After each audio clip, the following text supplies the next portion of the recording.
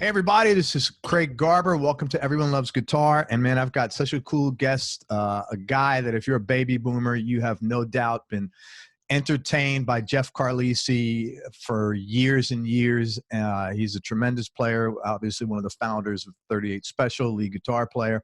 And I'm so excited to talk to him. A couple of quick announcements. Number one, I want to thank Doyle Dykes. Thank you, Doyle, for connecting us, our mutual friend. Also, if you want to subscribe to the show, go to everyonelovesguitar.com/subscribe.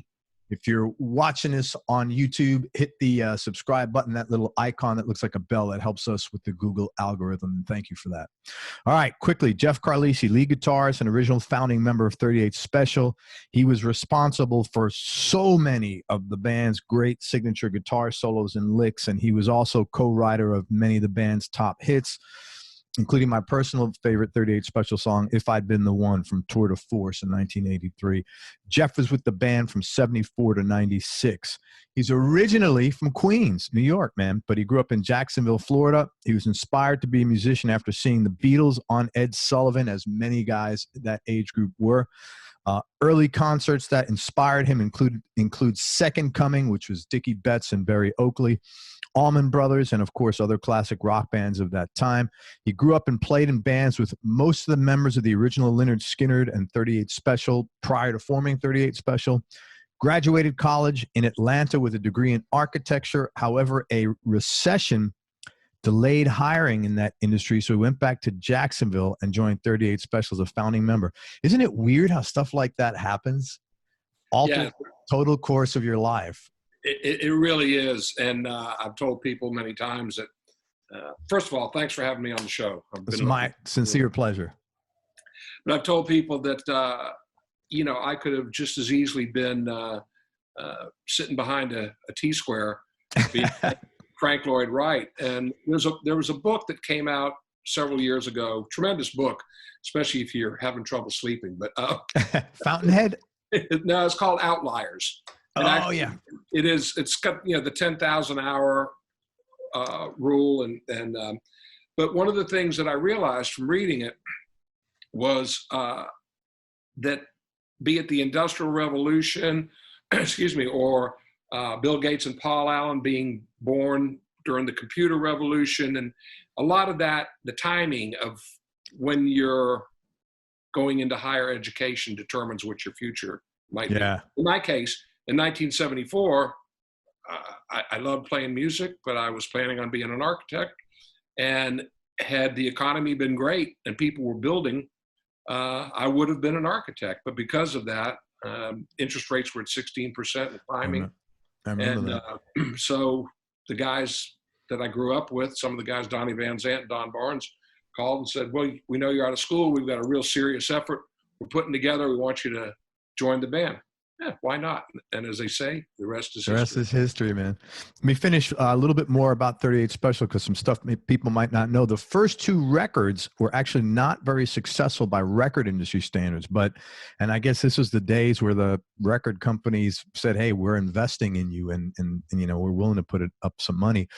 That third album, though, Rockin Into The Night, earned them their first top 40 single and sold 250,000 records. And as Jeff said, the rest is history. Between 81 and 84, 38 Special had 3 million selling albums. Those are Wild Eyed Southern Boys, Special Forces, and Tour de Force. Add to that several songs that received near constant play on rock radio, which were Rockin Into The Night, Hold On Loosely, Caught Up in You, and If I'd Been the One. And although Jeff's playing is rooted in blues, his style of playing is super unique and distinct, and it's really packed with energy, man. And that was one thing you did that was real. I'm not trying to blow smoke up your ass, but you really had like a lot of power behind what you're doing, man. And you really could feel that as a listener, and that's what always attracted me to your playing. Well, thank you. I think a lot of that came from, I mean, it was everybody, the whole band, and we grew up like everybody else, learning in the 60s, were products of the 60s, and the Beatles and the Stones and the Yardbirds, and then the soul music, and along comes Jimi Hendrix and Cream, which was as a guitar player, that was a real revelation. All of a sudden, the blues, which before we even knew what the blues was, It's like, well, they're playing this stuff called blues, but they're playing it on 11, you know. And so based on the influences that we all had, there was power behind it. The bands were powerful bands that we gravitated towards. Mountain, yeah, the Allmans, Skynyrd, and so we played with that aggression. And I think that for the most part, especially bands like Skynyrd, that's that common thread that, man, when they took the stage and played, it was no holds barred, and your hair was blowing back. It was, so we always, even though we had success with more of a pop genre of Southern music, however you want to define it. Yeah. It wasn't light. It was powerful, and it was played with conviction. And I think totally that's different. Yeah. As a guitar player individually and collectively as a band. Yeah. And it was always like, it would have been impossible to listen to, you know, a solo of yours or anything the band's doing without like just getting up and moving. You know, you guys were always that kind of band, you know, which was why you listen to music, man, to feel something. I'm just getting goosebumps now thinking about some of the stuff that you guys played. All right. Your parents bought you a Gibson Melody Maker as a kid, which is a pretty cool first guitar. And yeah, you joined your first band in 7th grade, but you're pretty much self-taught. So my question is, how the hell did you get so good? I haven't yet. See, that's a guy that's a guy that's about learning, man. Well, actually, I went to school with a guy named Terry Cosgrove. He was 2 years older than I was. And when I decided I wanted to play guitar, my mom knew his mother, and she goes, well, Mrs. Cosgrove's son plays guitar. He could give you lessons. Excuse me. So I would go over, and Terry just had a way of teaching that was easy to understand. He taught you what you needed to know, but yet made sure you practiced what you had to practice. Or as Larry Carl would say, play what you love, but practice what you play what you love, but practice what you must. Yeah, that's cool. And and actually years later, when I would give some kids some lessons, I would use the Terry Cosgrove technique. And it's like, you know, looking at the fingerboard, there's one fret between an E and an F, and one fret between a B and a C, and then there's two between everything else, and you know, that whole ideology. So I guess I don't know how long it was, 3-4 months or so, and finally Terry said, hey, do you want to be rhythm guitar player in my band? A band called the Summer Suns. And still have the little business cards. And I was like absolutely dumbfounded. I said, God, yes. So that was my first experience. And he took me under his wing. And then I progressed from there. I had a band after the Summer Suns, the Marshmallow Steam Shovel.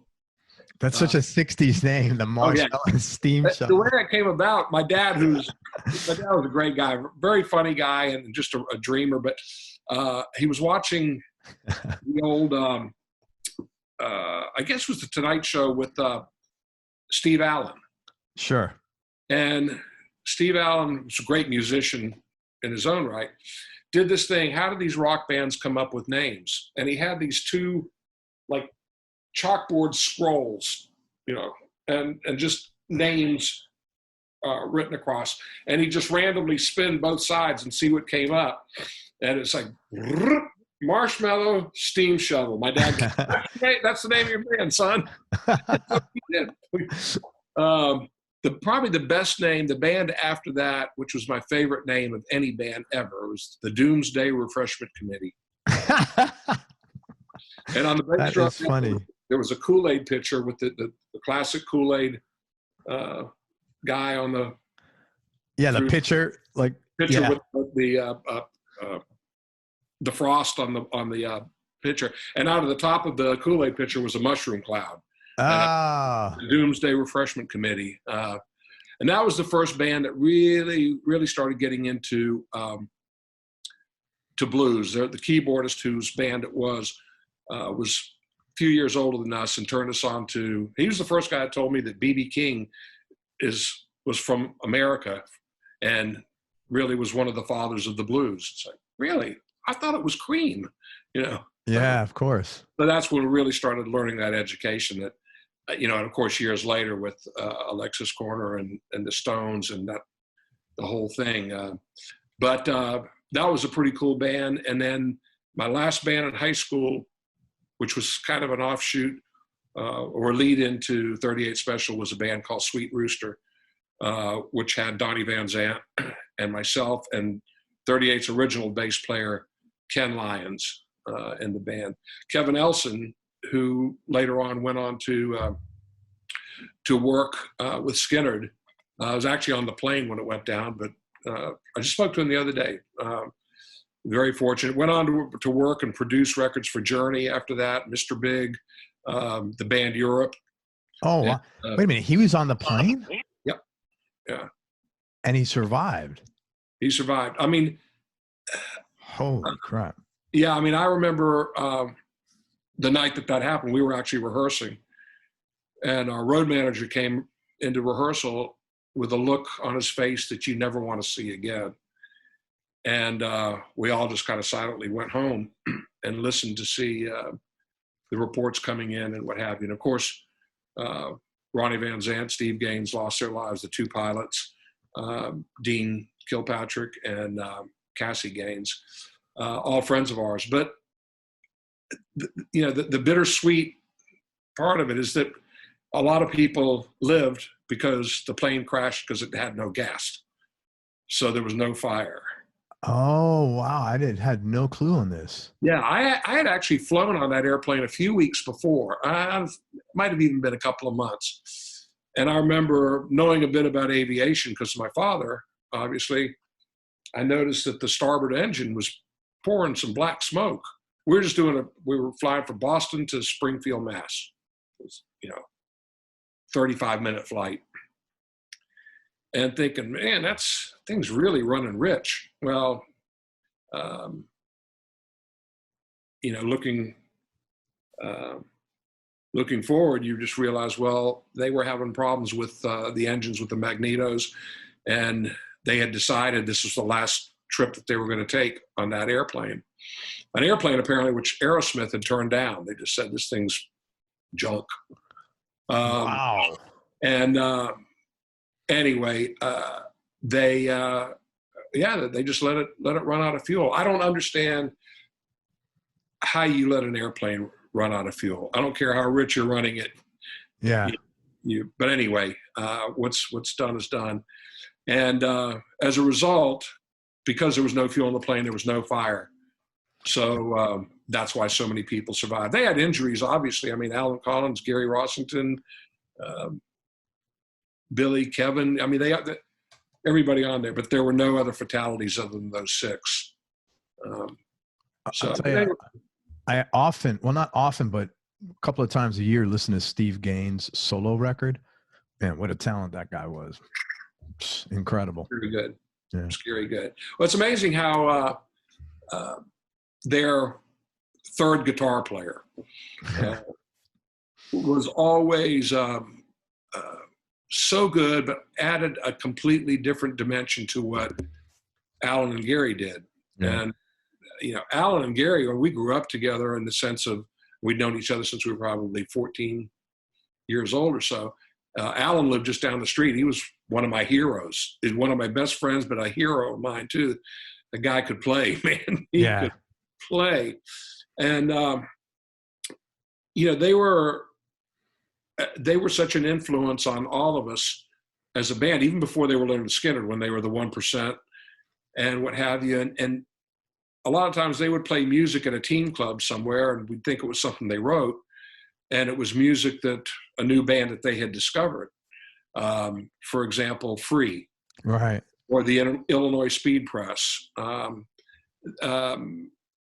You know, we had a lot of the same influences as far as the Stones and whatever, but, you know, they were, as a lot of people have said, and it's true, Skynyrd was really more influenced by English music than the Allmans for example. Yeah, I totally agree with that. Yeah, the Allmans were, I mean, obviously blues and country and everything else, but more of the West Coast kind of jam sound, the Grateful Dead and whatever. And Skynyrd was more, you know, straight in your face, English style rock and roll band. Lyrical content obviously was songs about the South, which was Ronnie was a brilliant poet and songwriter. But you know, going back again to how they were able, their work ethic was incredible, which is one of the things 38 Special learned. But also the way they structured songs. And, you know, obviously prior to Steve Gaines, we just lost him recently, my dear friend Ed King. Yeah. Who was obviously the author of one of the co-writers and came up with that great riff. And Ed was always, you know, just one of these guitar players. We just go, how did you come up with that? Or what a perfect part. I knew Ed during Skynyrd's recording of their first album, Pronounced, where Ed was the bass player in the band. Leon had left. And I thought Ed was a bass player for a while. And he did a couple of guitar parts in the studio. And he said, no, I'm not a bass player. He said, I suck at bass. Goes, yeah. And then I found out he was in Strawberry Alarm Clock. I didn't know that, man. That's interesting. Yeah. Ed King was in the Strawberry Alarm Clock. That's cool. And that's how later on they met. Skynyrd was doing some club dates, and Strawberry Alarm Clock had gotten back together, and it had become more or less a blues band. And he and Ronnie became friends, got connected, and when Leon left, Ronnie called Ed and said, hey, come down and play bass with us. And then, you know, Leon came back and Ed became the third guitar player. But the whole time he was a guitar player. And I still listen to that first record, or you go on YouTube and those, what do they call, isolated tracks? Yeah. Like, go listen to the bass part on Freebird. There's tons of isolated track Freebirds. It'll blow your mind. And that was Ed.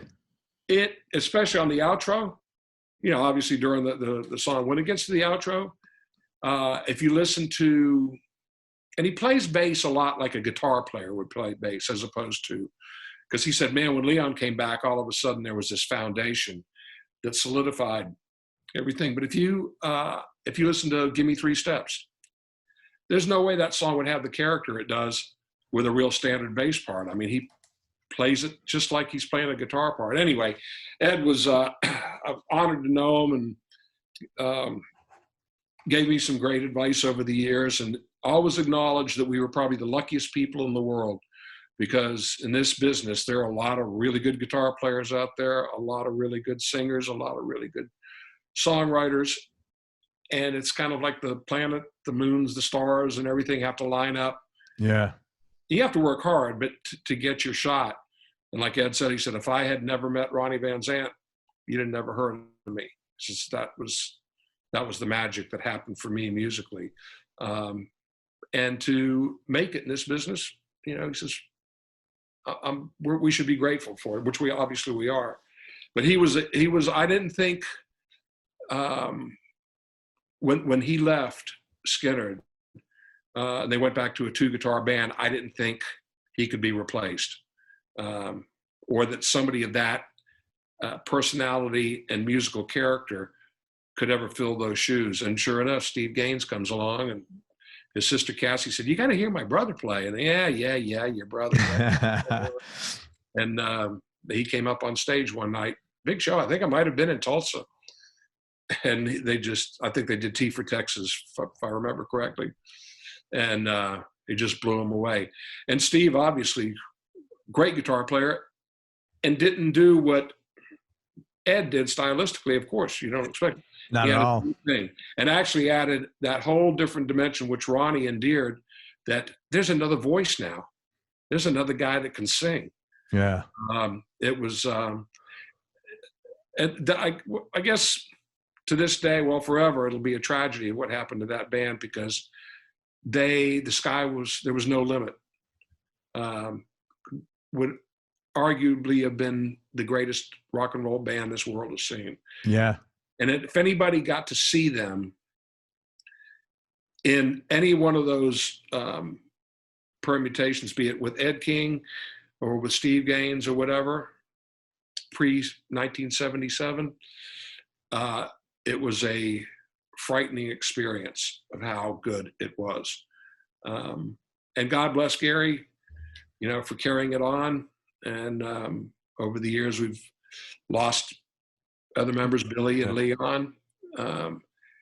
And it's the music that lives. And, but boy, those early days, maybe I'm giving my age away, but. No, man, it was some great stuff. It was some phenomenal stuff, and you were a part of it, and you were right there watching the other people being a part of it. Well, I was actually, you know, in school at Georgia Tech. I guess I was in my junior year when they were recording Pronounced, the first Skynyrd record. So I was out at the studio all the time. That was my first introduction and contact with Studio One and the Atlanta Rhythm Section people that worked out there. And they were just, you know, they were friends of mine, so I'd go out and hang out. Did you ever have like you're sitting in school to become an architect, and it sounded like you were actually pretty committed to doing that, but man, it was almost like you had this double life, and then like you're this total 100% all-in musician. Yeah, like I said before, I mean, I almost didn't have any choice because I couldn't have gotten a job as an architect. Yeah. I mean, it would have been very, very difficult. Economy was in bad shape. That was right before the gas shortage. Yeah. Remember that, man? You'd like, well, I got to get gas. It's Wednesday or something like that, right? Yeah. It was odd and even and stuff like that. So, again, and it got worse after that. It really didn't start getting better until the Reagan era, you know, when Ronald Reagan came in. Yeah. So the decision was easy. It wasn't a decision saying, well, I'm just going to be a musician. The decision was, I'm going to take a couple of years and play some music with my friends. Okay. And see what happens, you know, and with a mindset that I would go back to the real world. But once I was in a band again, playing music, and all of a sudden, you know, it was a team and we believed in ourselves, even though it was quite a long ways away yet before we defined ourselves. I was hooked. I didn't see myself going back. What I thought about was, I wonder if the day comes when I have to go back. Right. And for years, Craig, I would go do radio interviews and they go, hey, we understand you got a degree in architecture. Well, that's great because you've always got something you can fall back on.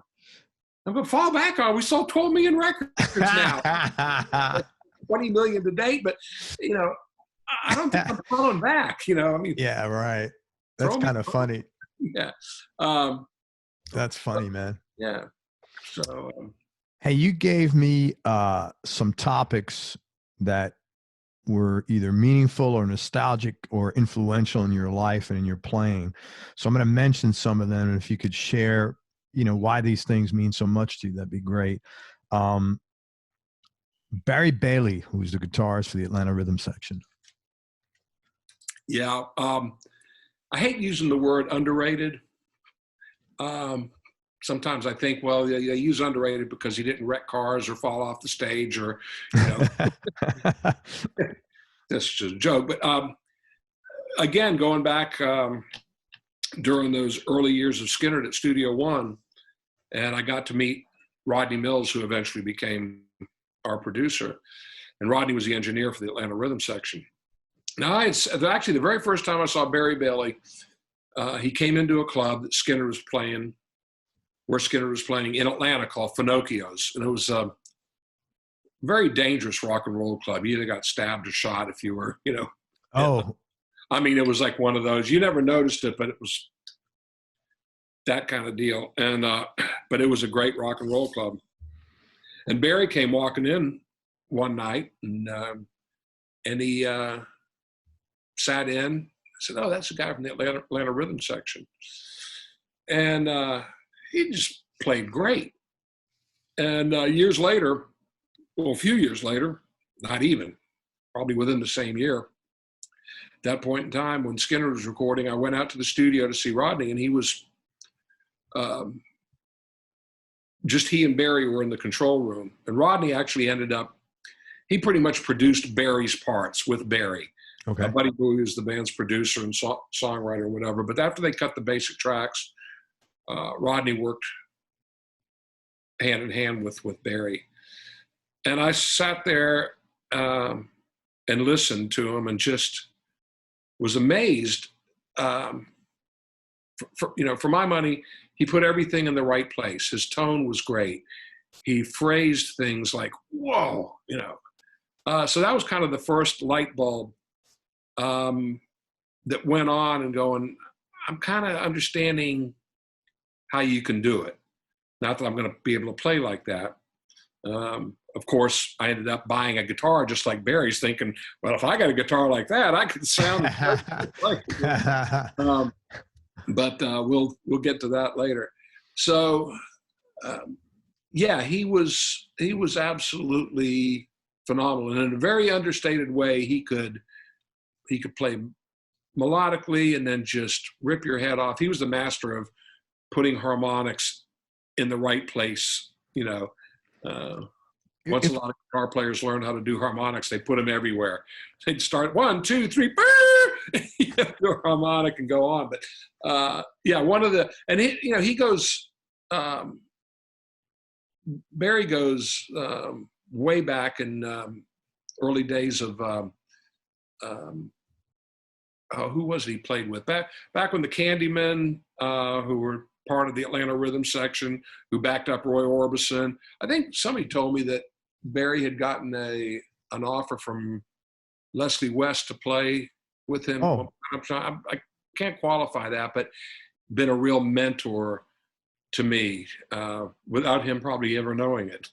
I mean, where would I start? If I wanted to listen to some of his stuff, what would you suggest?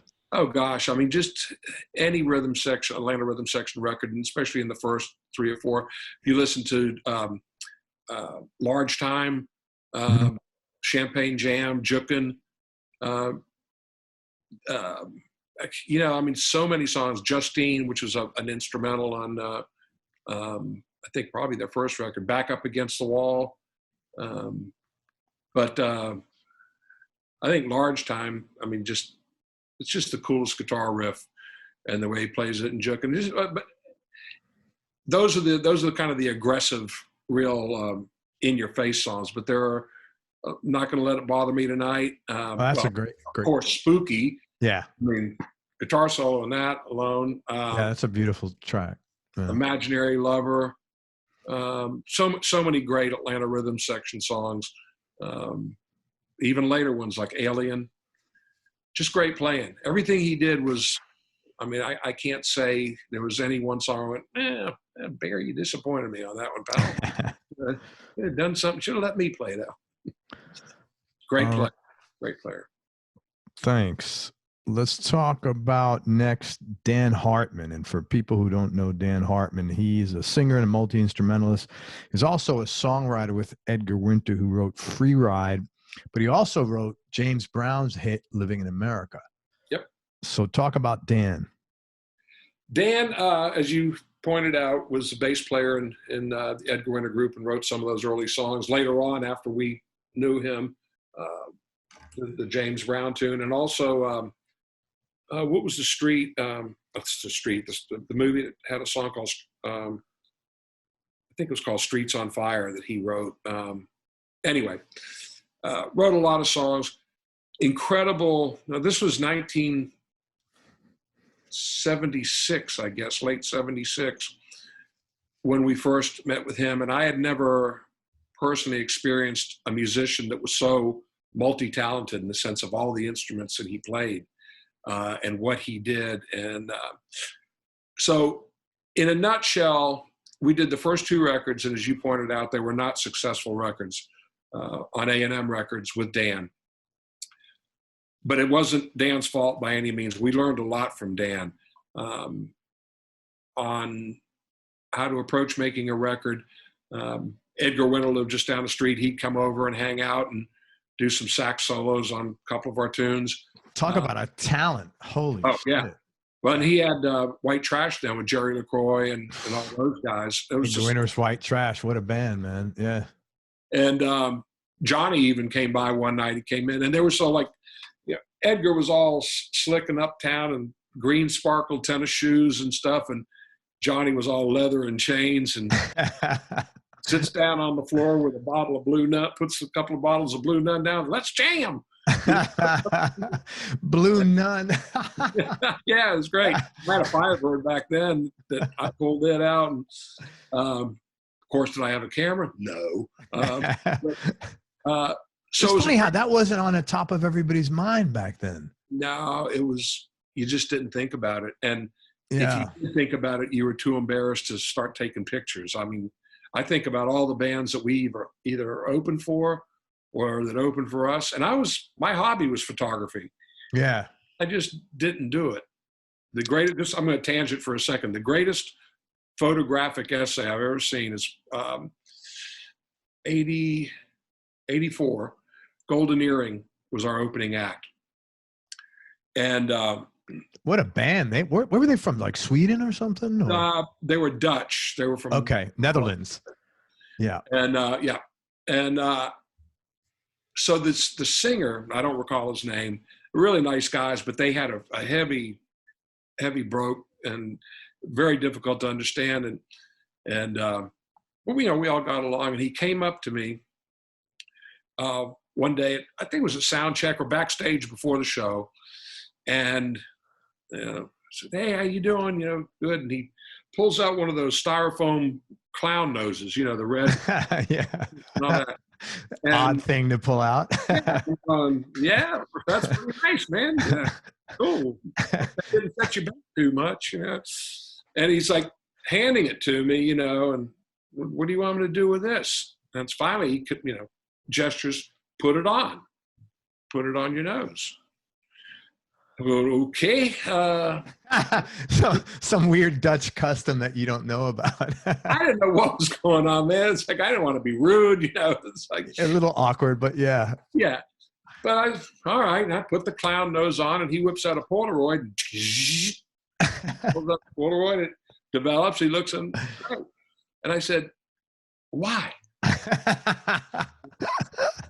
And he gestures. I go into the dressing room, and he's got the old trunks, the old Foot Locker trunks, Sure.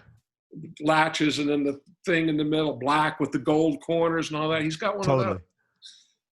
He pops this thing open, and he must have 1,000 Polaroids, if not 2. I mean, it's just wow. Cool.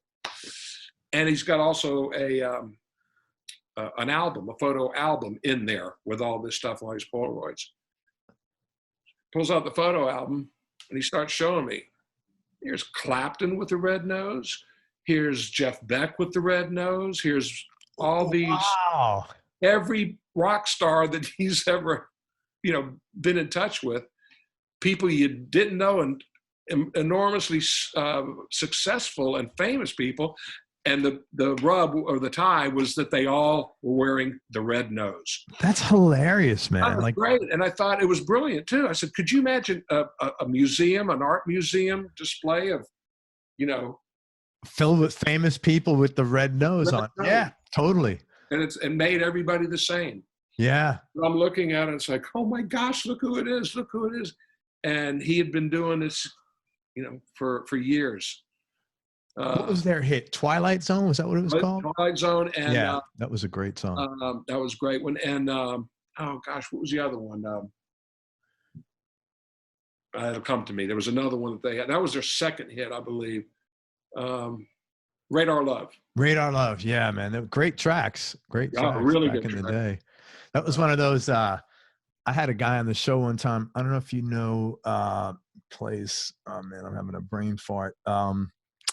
Toby Keith's guitarist. I can't think of his name off the top of my head, but he was telling me a story that he was in the dressing room one day, and Leslie West was there, and they were talking, and he was saying about, man, I'd love to write, this guitar player saying, I'd love to write a song I'd love to write a hit song. And Leslie goes, you only need one.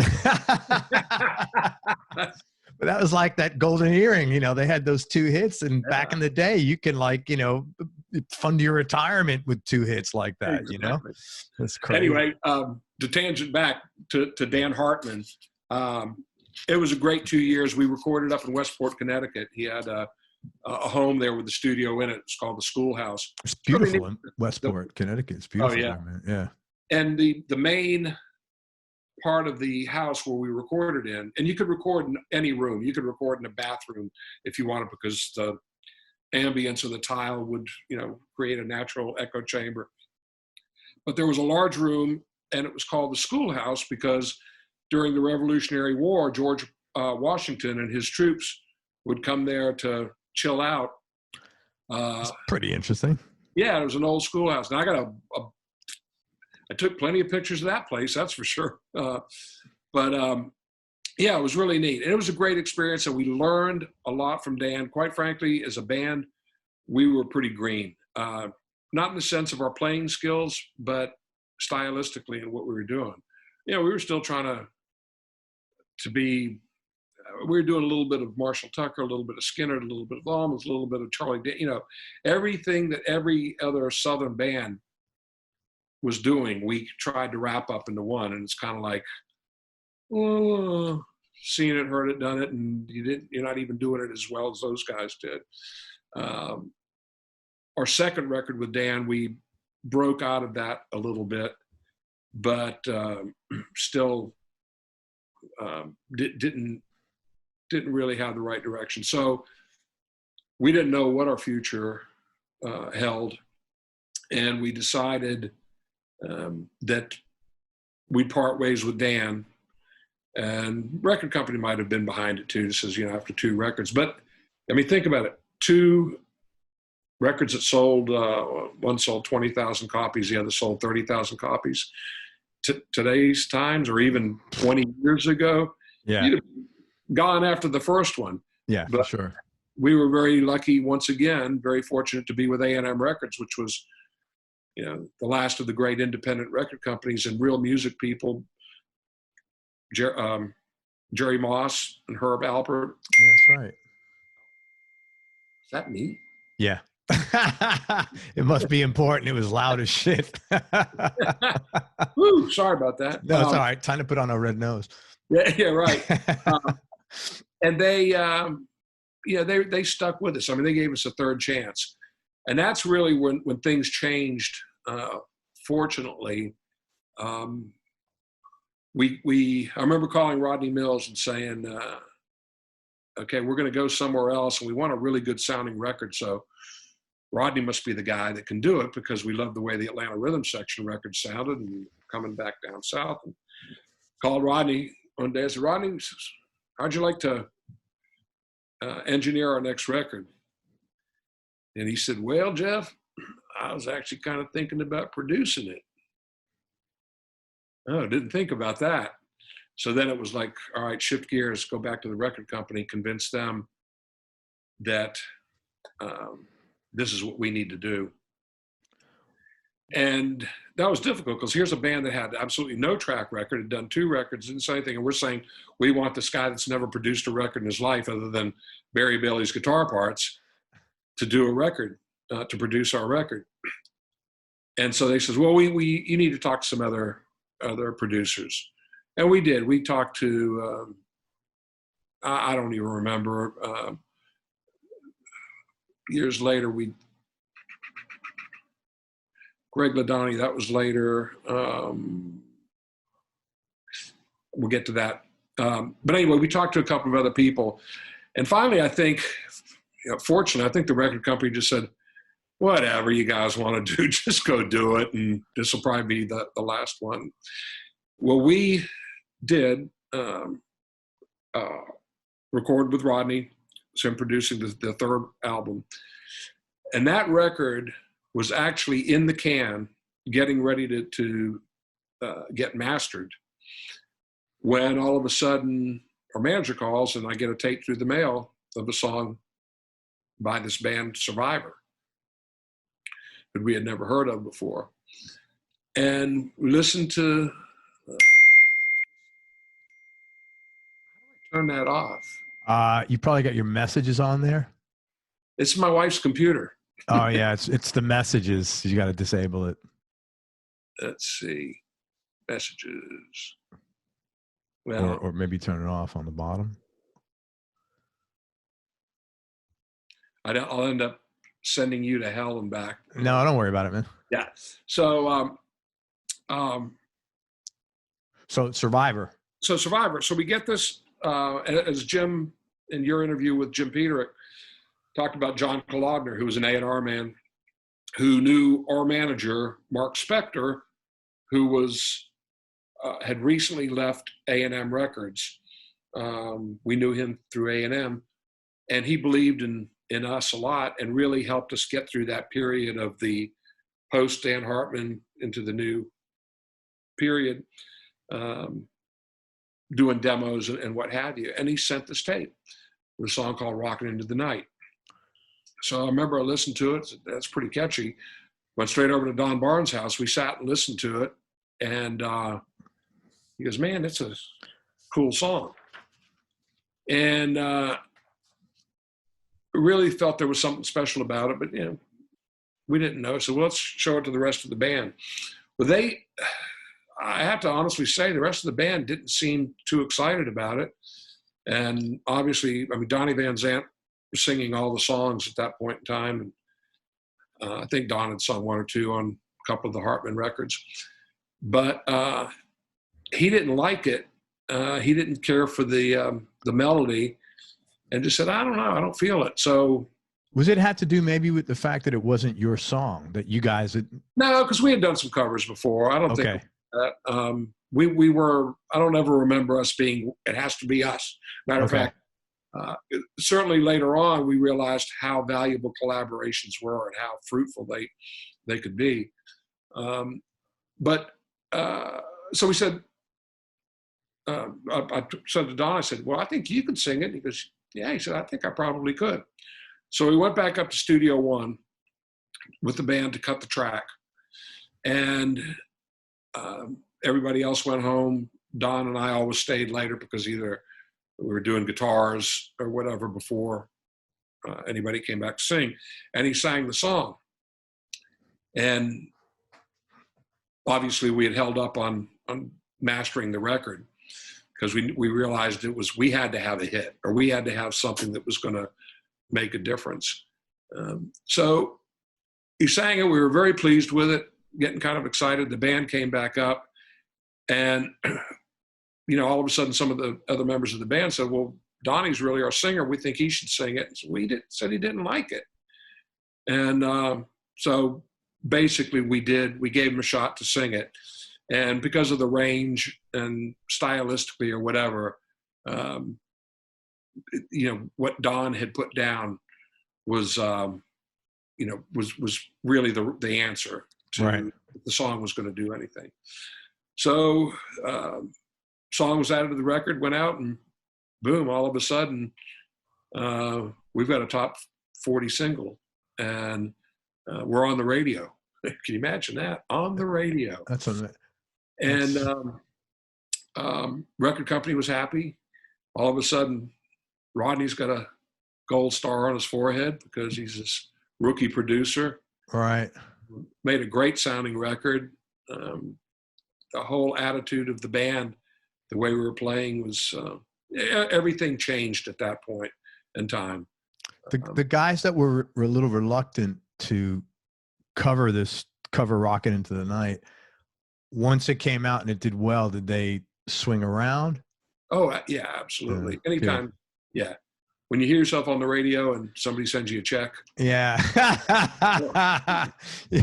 Or you're playing for 5,000 people instead of 5. Yeah. Yeah. It's easy to change your attitude. And everybody. And it's always been, 38 Special was always, like the 3 Musketeers or the 6 Musketeers, all for one and one for all, and we're all a team. Cool. Which was great. But there are, in any type of marriage or business or what have you, there are conflicts, there's egos, there are things that get in the way. Sure. And you have to work through them. it's one of the things that when we're talking about the business book that I wrote, was in any walk of life, sometimes you got to be brutally honest and make a decision that might hurt some feelings, but it's for the betterment and the good of everybody. Yeah. Because if you don't make that decision, then everybody loses. Sure. And the band understood that. So yeah, that was finally the beginning. It's like, thank goodness. It's like, we're not in the unemployment line anymore. And I remember, we were Jacksonville heroes, and Don Barnes and I would stand in the unemployment line between the last Dan Hartman record and that. Dark sunglasses, ball caps pulled really low. What if somebody sees us, man? It's like, it was rough for a while. But we kept pushing, we kept believing in ourselves, and came through. So that was a breakthrough record. And then that was our relationship with, and our friendship with Jim Peterik, which of course led to us going and meeting him for the first time up in Chicago. And the very first song we wrote was Hold On Loosely. Was he always so, man, he's so grounded, that guy. For a guy who, I mean, he's probably written more hits than, anybody I've met, anybody I've had on this show. And he's like, man, he's just enthusiastic. He just wants to play music. He's like a total, he's family. He's just like a mellow dude. Yeah, a lot of that comes from, and you said, you hit the nail on the head with his enthusiasm. And years later, as we became friends and collaborators, he was the guy that kind of made you realize, oh, well, this can be easy, or this can be fun. Yeah, fun. And yeah, it can be fun. And if nothing comes of it, you had fun. And we'll see you next month or next week or whatever. And there was never any, it's like you go in, he goes, what do you got? Well, it doesn't matter. What do you got? Oh, it's got a lot of chords in it. I don't care. Give me more chords about you. He was just so pumped up and just so excited about it. And, in the early days, you'd be a little inhibited maybe to show somebody, to put your cards on the table. And he would just get so enthusiastic about it and make things start to happen that you'd go, oh, wow, this is great. And as the years went by, every time we wrote a song, it was always that same attitude. So that's tribute to him, as not only his talent as a songwriter, but just his enthusiasm to making music. Yeah. It should be fun. It's not a lab experiment. It's man, that is so like hit the nail on the head. And I've learned that through doing these interviews and talking to you guys, and it's changed my life, because turning 57 did too, but I don't do anything that's not fun anymore. Life's too short. You don't have to. You don't have to, man. I mean, and it's been such a huge change in my personal life from adopting the attitude from guys like you and Peterik, and like, why the hell wouldn't you? Well, exactly. I mean, sometimes you just don't know at the time, and you don't, Yeah. The older you get, the more it teaches you about, wow, I shouldn't have wasted that time back then being miserable about something. Yeah. Yeah. You don't get paid extra for that. Yeah, right. Exactly. It's not like we get tuition, misery pay. Hey man, here you go. No, everything is miserable. Yeah. Well, and and as we became more and more productive, and when I say we, Jim, myself, and Don, it gives you motivation to keep working harder and to all of a sudden change your direction of how you're writing. It's just, since I mentioned and you mentioned it earlier, Hold On Loosely, which was kind of the real breakthrough song for us in the sense of really putting us on the map. I mean, Rockin Into The Night helped get the gears going, but Hold On Loosely was explosive, man. That was on every radio station everywhere. Yeah. The What a cool thing. Like, I could imagine you guys are driving from one state to the next and like, holy shit, it's still on. well, and now, I mean, somebody said the other day, I still hear "Hold On Loosely," you know, at least once a week, just casually, and sometimes, you know, 3 times a week. The song's 40 years old. Yeah, that's pretty freaking cool, man. So obviously, the music still feels good. The message is still relevant, and that's what songs are all about. Yeah. Human nature is the same as we progress, as man progresses. Some of those messages will be the same forever and ever. And songs. Yes. But we went up to Chicago, and as Jim said in the interview, you know, his wife Karen brought out some nachos for us. And we're sitting around, and like I said, we had just met him, and he says, "We had a great job on Rockin Into The Night." And I was really pleased with it. And I said, "How come you guys didn't do it?" He says, "Well, I think it was Ron Nevison was their producer, and from what I understand, he didn't like the song, didn't think it was right, so they let it go." And so we said, "Thank you very much." Yeah, that's what I'm thinking, man. Like, so anyway, we finally get started. And he goes, "What you got?" And I had the riff. Yeah. And Don had the title. And prior to going up there, we were touring. I'll never forget. We were in a hotel room. Don came by. We're sitting opposite on beds opposite each other.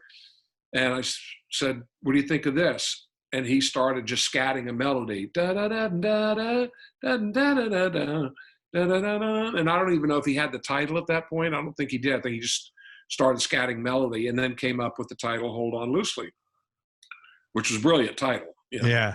As Jim acknowledged.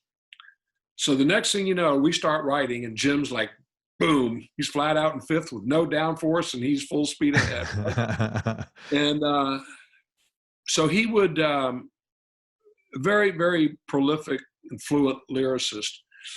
And he would have to get away sometimes. He would jot notes down, and we'd, as he said, if you cling too tightly, you might lose control. What do you think of that? Yeah. He finally get kind of a roadmap, and he goes, "All right, you guys just hang out. I'll be back."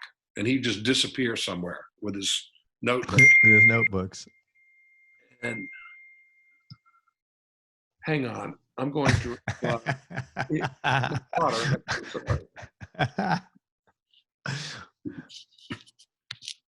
You folks out there. This is Jeff Carlisi answering his daughter's text. See how it's different from when you're into it. Oh, I typed out a real nice thing, and I think I hit close instead of send. Oh well. So he says, he goes, "Hang out, I'll come back." So we're walking around. He says he lived in LaGrange at the time, had a nice little small house, not where he lives now, where his studio and everything is. Yeah. This was in 1980. And so I'm walking around, I'm going through his basically a music room, and he had a piano and some other things, and there are pictures on the wall. And there's this picture of this guy playing a guitar, singing into a microphone. He's got these big mutton chops. And I'm just going, man, I wonder who that is. And Jim comes back, finally, he's okay. He says, I think I got something. And I said, hey, hang on for a second. I said, who's this? He goes, that's me. I said, really? You got to be kidding. Yeah, no, that was me in actually one of my first bands. And I said, really, what was the name of the band? He said, the Ides of March. Ides of March. I started laughing. I went, yeah, right. And he goes, no, I mean, Ides of March. What? I says, dude, there's already been an Ides of March. You know, I'm your vehicle. I'm sure you've heard it. He goes, yeah, that was me. Yeah. I'm going, what? He was, in the picture, he was 18 years old.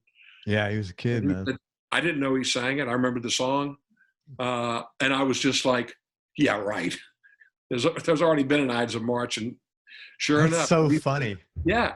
And he told us the story of that and how Vehicle came about. And wasn't that a great story, man? I was yeah. so fascinated by that, man. And talk about a series of events. The guy brings in a pamphlet about anti-drugs or something, like, and he turns that into the start of a career that has been going on for 50 years prolifically. Yeah, it's cool too, because he's got, with the exception of I think one or two members that I think one of them's passed away, and but he has the original Ides of March back together. He told me that. Yeah, they tour up in Chicago area. Yeah, exactly. So anyway, we go back and he's got the whole thing laid out, and we write the bridge and everything. And I'm looking at Don and going, man, this is great. How cool is this? We got a song here, man. And all of a sudden, Jim's sitting there, and he just kind of gets pensive for a minute and takes his pen, his notebook, and just puts a big X through everything. What are you doing, man? What are you doing? He goes, it's not right yet. Rips the page out, crumples it up, throws it away. I'll be back. Wow, that's kind of scary. Yeah. Well, and I'm thinking, man, this is great. And he's just all of a sudden just, no way. Boom. But finally got it, and a great song. And it's, again, just kind of digressing for a second. People wonder where ideas come from, and songs and styles and whatever. And quite frankly, at that point in time, we realized we needed, and we had started to more so on the Rockin Into The Night record, but we really needed to go in a different direction. No guarantee that it was going to work, but guaranteed that if we kept doing the same thing over and over again, we would fail. It wasn't going to work. Yeah. It wasn't going to work, So. Well, the beauty of that song is that is such an unconventional song where you have the guitar melody line is totally unrelated to the song melody line, and how you guys that's not common in rock. No, it isn't. Well, and again, the very first inspiration for the song musically gave me the idea for that riff was the Cars tune, Just What I Needed. Just What I Needed. Yeah. Okay. So people go, the Cars, really? And so I remember the first time I heard Just What I Needed on the radio, I hated it. I didn't get it. I didn't understand it. I thought it was quirky and goofy and too new wave for me, whatever. That was like 77, 78 or something like that. Yeah, I think, probably. Right? Yeah, right in there. 78. Yeah. And I couldn't hit the button soon enough to shut it off. Yeah, and it was kind of like, listen to this guy. I don't mind you hanging around, wasting all my time. It's like, what is he doing? So a couple of days later, I'd be riding around. Here's that stupid song again. I'd move it. Finally, I heard it, and it was a little bit further down the line, and it was like the chorus. And make a long story short, after about, I don't know, a week, 10 days or so of hearing this song quite a bit on the radio, I could not get enough of it. And I realized the simplicity of the song, for me as a guitar player, were the eighth notes, dun, dun, dun, dun, dun, dun, dun, and just had that groove. Well, if you go and compare, and I used to do this at radio stations, they'd say, could you play something on the air? I said, well, I'm not one to sit there, by myself and do some Doyle Dykes solo performance. But I said, I demonstrated how Just What I Needed was played. Okay. And I segued as I was playing it right into Hold On Loosely. And I said, it's all the eighth notes. And I said, I was probably, from best I remember, I was probably sitting on the couch one day at home, watching TV with a guitar and drool pouring out of your mouth.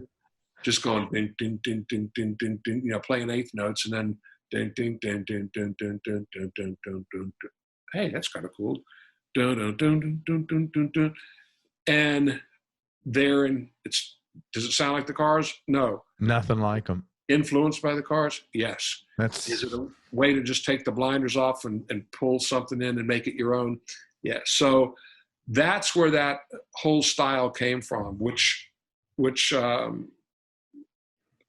evolved into Caught Up in You as well, another eighth note thing. It was what people call the signature sound, and other songs as well. So yeah, we were very lucky. We hit on something, and that perfect storm came together where we unbeknownst to us, met Jim Peterik through a third party, got together with him, had some Cars influenced ideas, a great melody and title that Don had, and next thing you know, lovely song.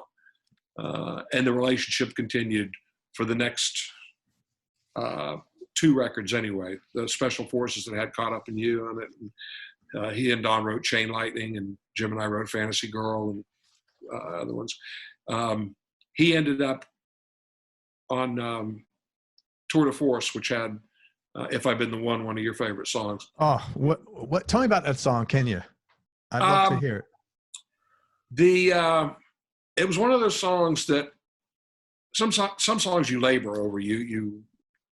It takes you months to finish it or to bring it to fruition. That was a song that basically in 20 minutes it was done. And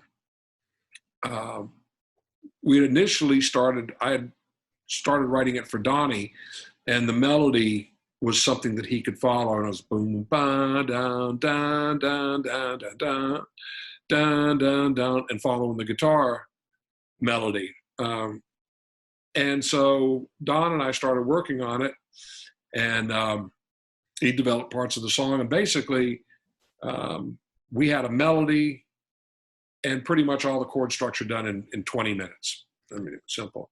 I mean, I got to be honest with you. I didn't have a good childhood, and whenever that song came on, it gave me so much hope. It really did. And I'm not just saying that song made me feel so good. It just was like, man, tomorrow's going to be a better day. And I don't know why, but there was something about that song that always touched me, man. But Donnie worked on lyrics with, at the time, a fellow musician who was actually our stage manager at the time, Larry Steele.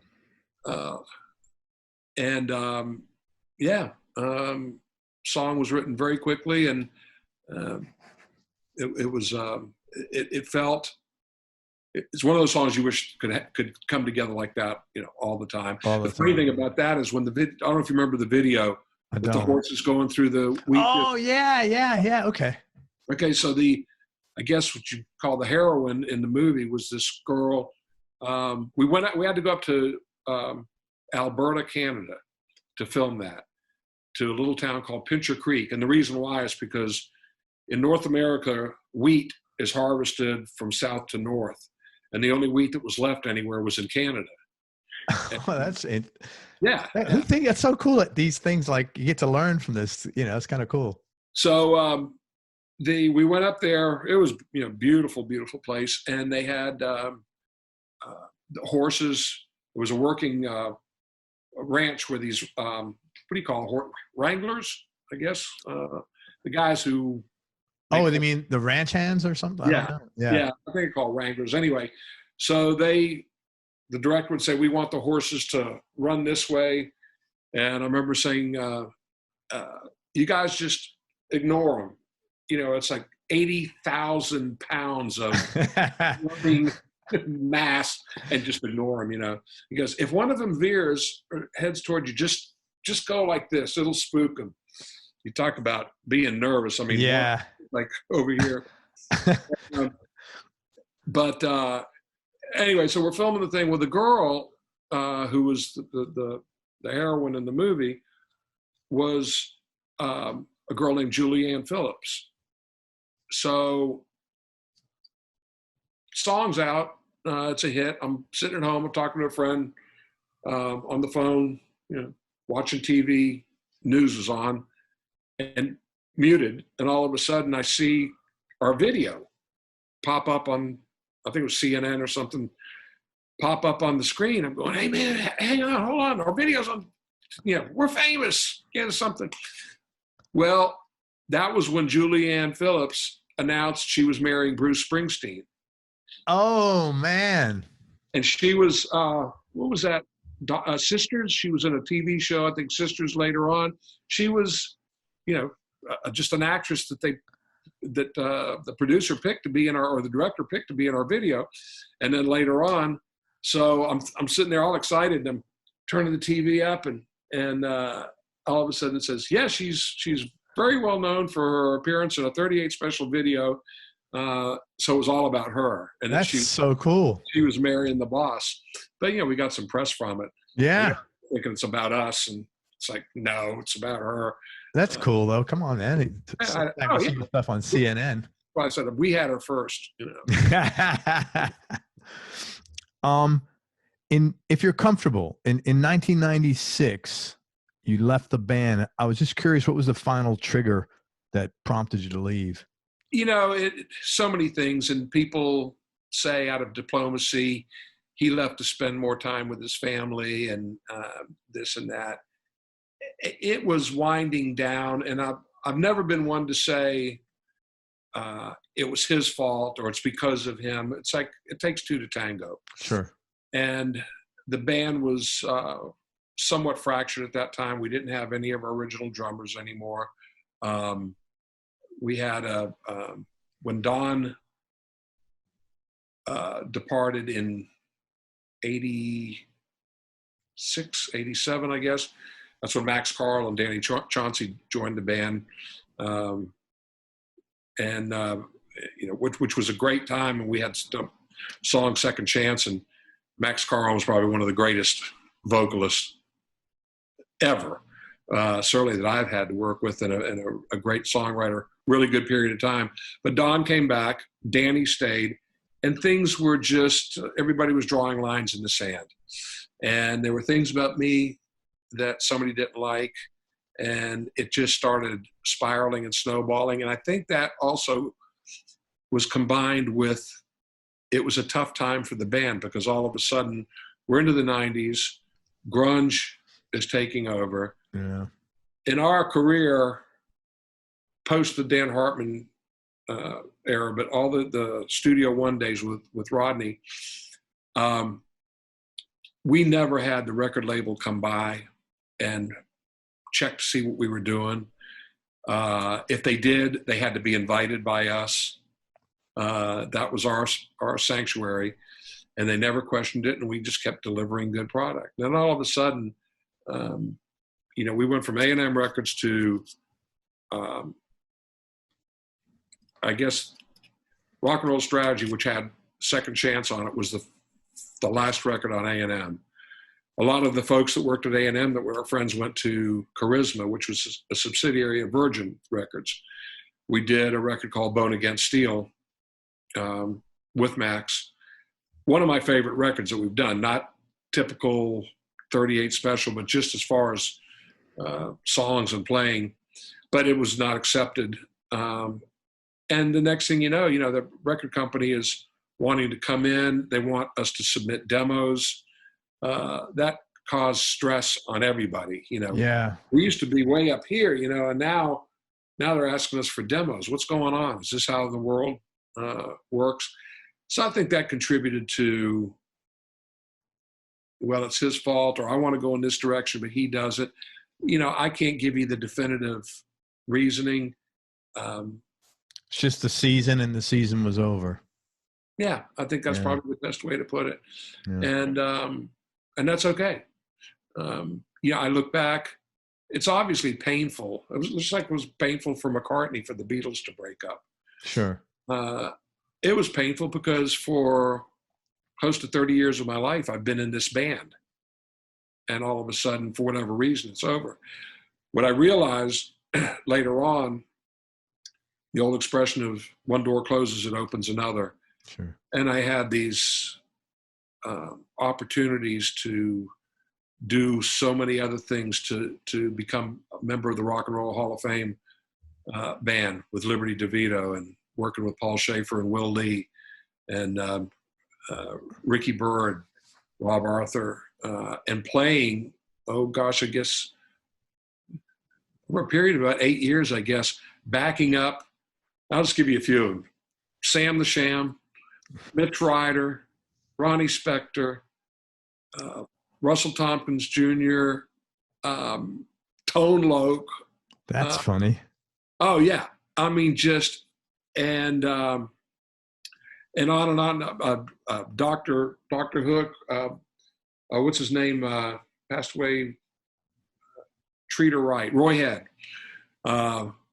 Just playing these classic songs that you grew up learning to play your instrument. Yeah, Some of these songs and being up there with the art. Sam, or Domingo Samudio is his real name. Sam the Sham. That's funny. Yeah. I didn't know that. Domingo Yeah. Samudio. That's funny.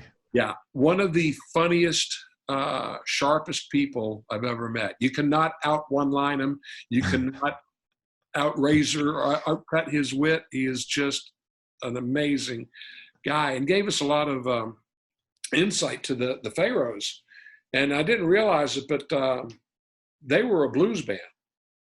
Yeah, I didn't know that. Yeah, they were a blues band. I think a lot of them were military. Sam was in the Air Force, I believe, and Dwayne Allman played on a Sam the Sham record. Wow. And he told me stories about that. But anyway, they were a blues band. And he said, we play these clubs, the usual thing, 5 sets a night till 2 a.m. And he said, we had this thing that we played all the time. We just called it the groove. And it was the music to Wooly Bully. So it was like, bam, bam, bam, bam, bam, bam, bum, bum, bum, bum, bum. And they just play that and jam on it. So he said, it was late at night. He said the band's dragging butt and just tired. And so he said, I had to pick them up. He said, I turned around, I said, hit the groove. And the band started playing it. And he said, on the spot, he came up with the lyrics to Wooly Bully. Wow. And he said they were cracking up and just like, man, that's hilarious. They were, like a shot of adrenaline in the arm. And I said, had the opportunity. I said, by the way, speaking of that, what did Don't Let Yourself Be L7 or Don't Be L7? What does that mean? I never could figure it out. And he said L7, let's see. There's a 7. A square. Don't be a square. Yeah, that's so funny. I'd never heard that before. So he said, a few weeks later, one of the record company guys I knew came by and said, hey, you guys got anything? And he said, just as a joke, we played Wooly Bully for him. And he just immediately said, that's a hit. And they recorded it. And it was the first song in 1965 to go to #1 that was not a British invasion tune. Interesting. Yeah. It's amazing. I mean, you hear these stories, man. It's just like, is it serendipity? Is it higher power? I mean, is it just right place? It's just amazing. Yeah, exactly. And the stories are just fascinating. Yeah. And there's thousands of them out there. Yeah. Really? That's how that happened? I had no idea. Yeah. And when we got the set that he was going to do, his music director said, Sam's going to do Wooly Bully, Little Red Riding Hood, and Crossroads. So we get to the sound check, the rehearsal, and sure enough, we rehearse Wooly Bully and Little Red Riding Hood. Next thing you know, Sam puts on a Strat and takes out a slide, and he does like a Taj Mahal version of Crossroads.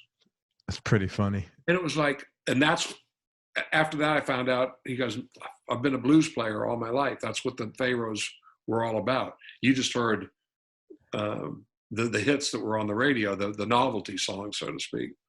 That's crazy, man. Yeah. Really neat person.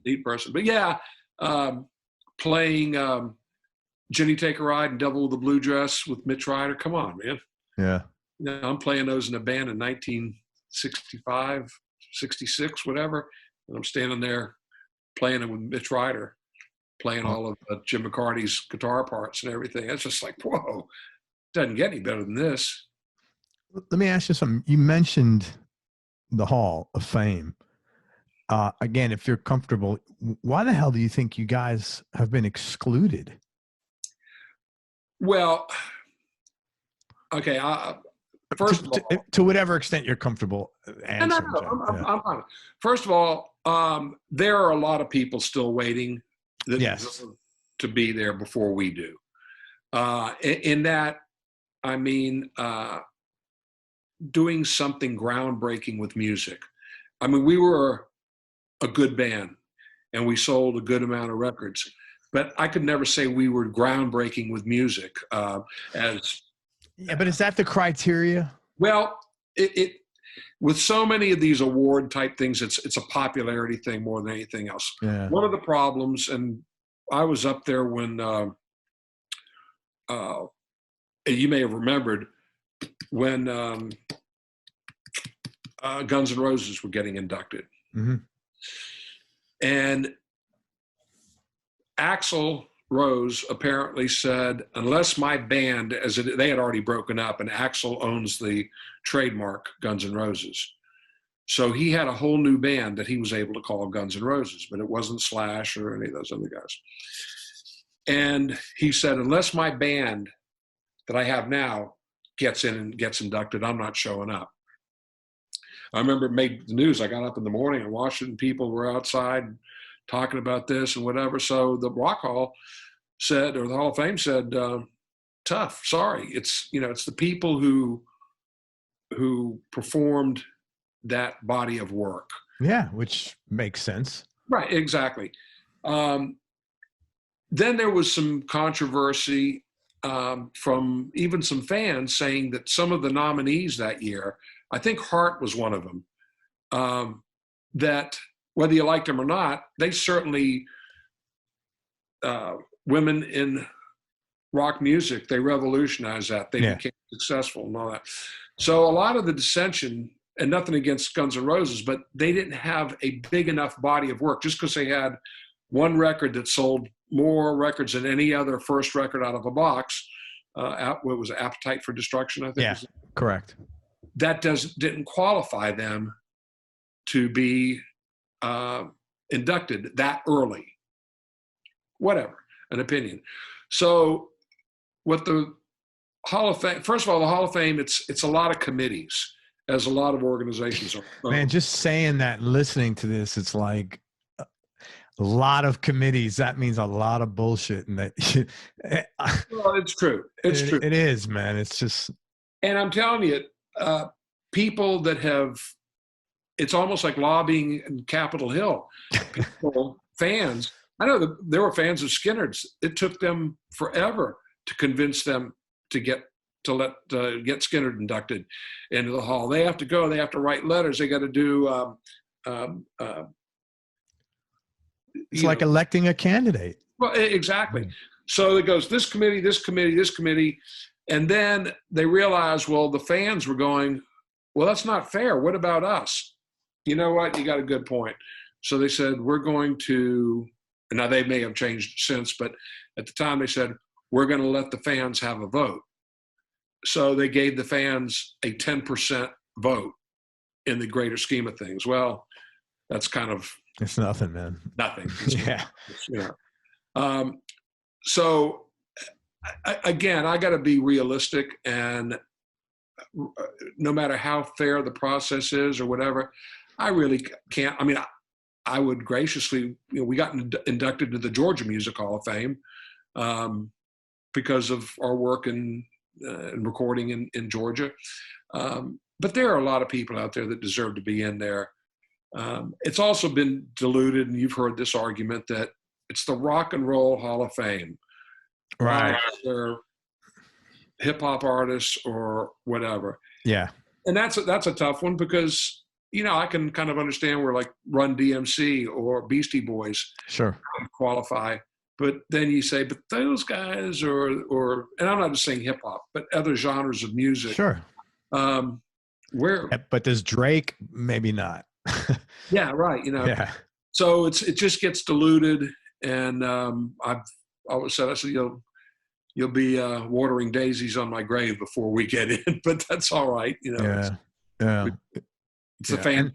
And yeah, man. And you don't need that at this point in time in your life and your career. You're validated. I am in my soul. And some of those things that, we were saying earlier that just make you,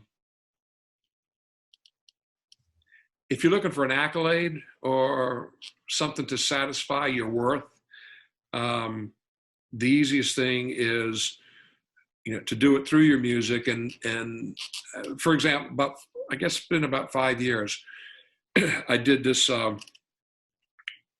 show. It was a convention out in Las Vegas with a band that I knew, and I was brought in to supplement the band, if you would. And I brought in my good friend Jeff Adams, who's the bass player, super talented cat, with Mickey Thomas' Starship. Okay. Sings like a bird, plays bad. Anyway, he's a dear friend. As a matter of fact, I met him through Ed King. Ed King put together a project in Nashville called Deep South. There was Jimmy Hall, myself, Ed, Dean Daughtry from the rhythm section. Some good talent there, man. Yeah, it was killer band, and it lasted about 6 minutes. But anyway, met Jeff through that, and brought him into the Hall of Fame band, and we do a lot of stuff together. So Jeff came to do this as well. I said, well, why do you guys need us? He goes, well, because the guest is going to be, one of the musical guests is going to be Paul Rodgers. I said, get out of here. We're not going to get Paul Rodgers, this. And sure enough, Paul did the show. And I was like a kid in a candy store. It's like, well, obviously all Bad Company tunes with the exception of All Right Now, which was a Free song. And I'll be honest with you, knowing I was going to go out and meet Paul Rodgers, I brought Free records. I took all the records out of the sleeves, LPs, stuck them in my suitcase. And at sound check, we did a few songs. And once he finally realized, okay, we don't suck, is that, Paul, do me a favor. And I'll never forget, and since then I've told him about this, I had Free's very first album was a record called Tons of Sobs that had Walk in My Shadow and whatever. And the reason that was one of those bands that we heard Skynyrd play the music first before we ever heard Free. Okay. And said, man, did you guys just write that? No, man, that's this band called Free. They were fantastic, man. Yeah, unbelievable. Same thing with the Illinois Speed Press, which was Paul Cotton. I wrote that down. I'd never heard of those guys. I've got to check that out. Remind me, after this, I'll tell you about the Speed Press and what's so special about them. So Paul's looking at Tons of Sobs record album, and he goes, I'll never forget, he goes, how do you know about this? I said, dude, this is my education. And I said, growing up, we heard this from Skynyrd the first time. Oh, love that band. And I said, yeah, well, they taught us. We taught each other. And I said, we were at Skateland in 1969. Skateland.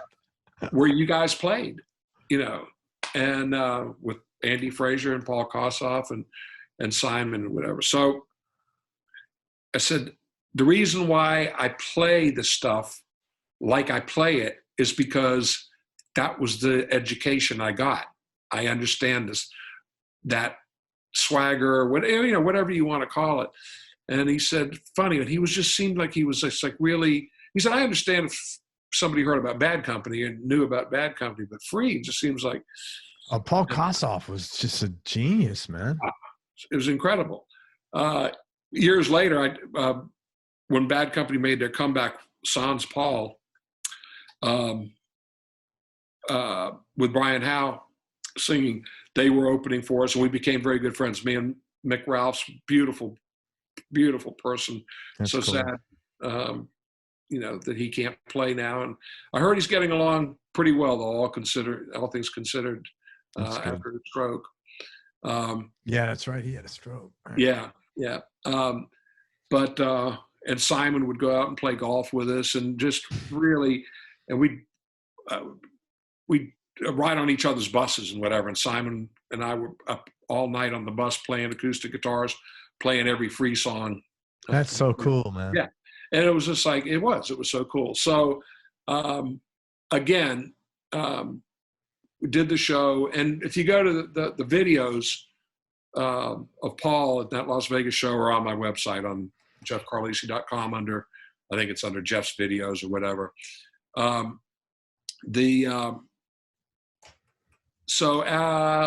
Recently, I got a call from none other than Paul, and said, I know, we're not touring or anything with this COVID, but I got an idea of a song. He said, would you mind putting some ideas down? So I said, no, I'd be glad to. That's awesome. I didn't know how. I had baptism by fire. I learned GarageBand in about 4 minutes, 4 minutes in 3 days. Yeah, right.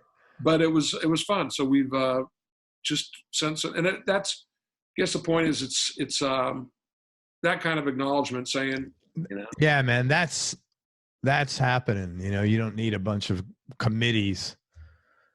Paul Rogers calls you up and says, hey man, can we do something together? That's pretty freaking validation, man. Yeah. It's good. So that's all I need, and not that you even need it, but it's nice. It's real nice. Yeah. And I learned a lot from really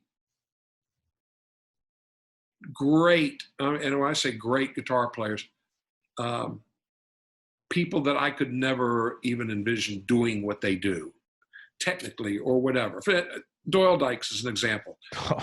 Finger style playing, or Tommy Emmanuel, or this new kid, Billy Strings. Yeah. Just crazy stuff. And these 20-year-old phenomenal blues players so the thing I've noticed about those really, really good players is they have so much admiration, respect for other players and what they do. I mean, Doyle Dykes is a perfect example. Says, Jeff, what you do is you're such a fine player. I'm going, what are you, nuts? It's like, I appreciate it. Steve Morse said to me one time, he came up, he said, how do you do what you do? That guy is a freak of nature, and he's so humble. He is. And I was almost like, are you making fun of me? Yeah, because he's like off the charts. Yeah. 5-time voted best guitar player magazine, whatever, all this thing. And I said, what do you mean, Steve? He goes, how do you write those songs like that? And all of a sudden I realized, wow, there's another aspect that he wants to know, wants to learn about, wants to know how to do it. And he's amazed, or he's he doesn't have that skill set. Right. Yeah. And he'd love to. Yeah. He spent a lot more time, maybe, studying different forms of music or scales or whatever. So you realize there's just not enough time that you find out what you want to do and, what you want to be. And there's all these little benchmarks in your life. I mean, as far as style of guitar playing, Brian May was a big revelation for me the very first time I heard Queen on the Queen 2 record. And when people say, where did you get your melodic style of playing? Well, from Brian May. Well, you don't sound like Brian May. Of course not. I don't want to sound like Brian May. I mean, he does his thing, but it's the attitude of, you could sing his solos.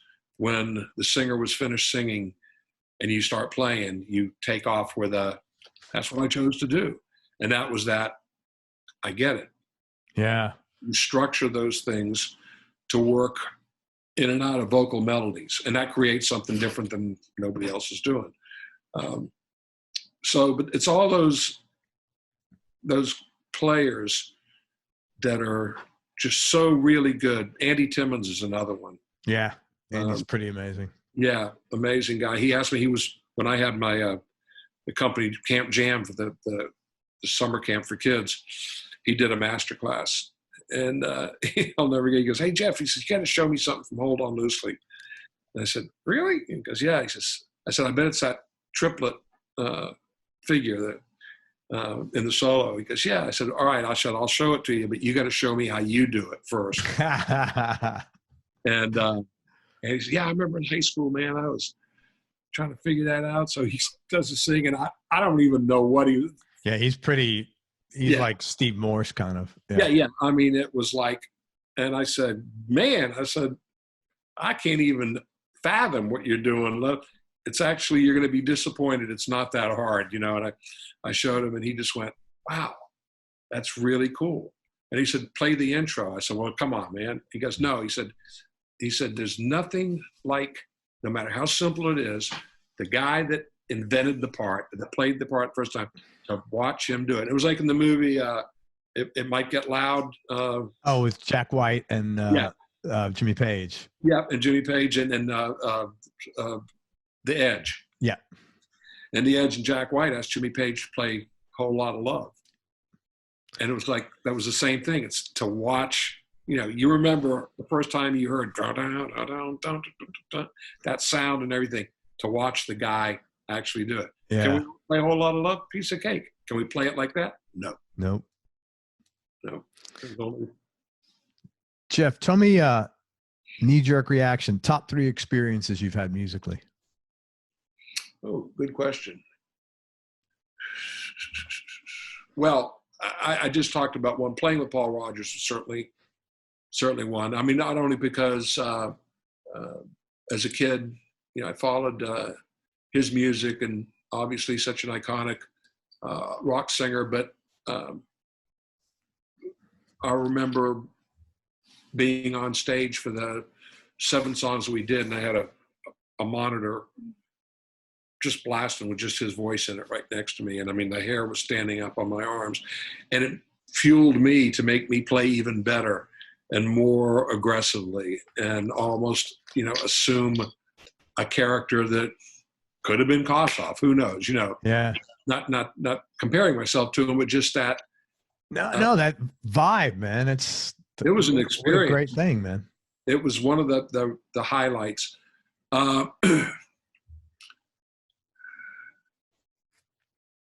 You know, experiences, maybe not necessarily playing, but I remember getting our very first gold record at A&M, and Herb Alpert was there to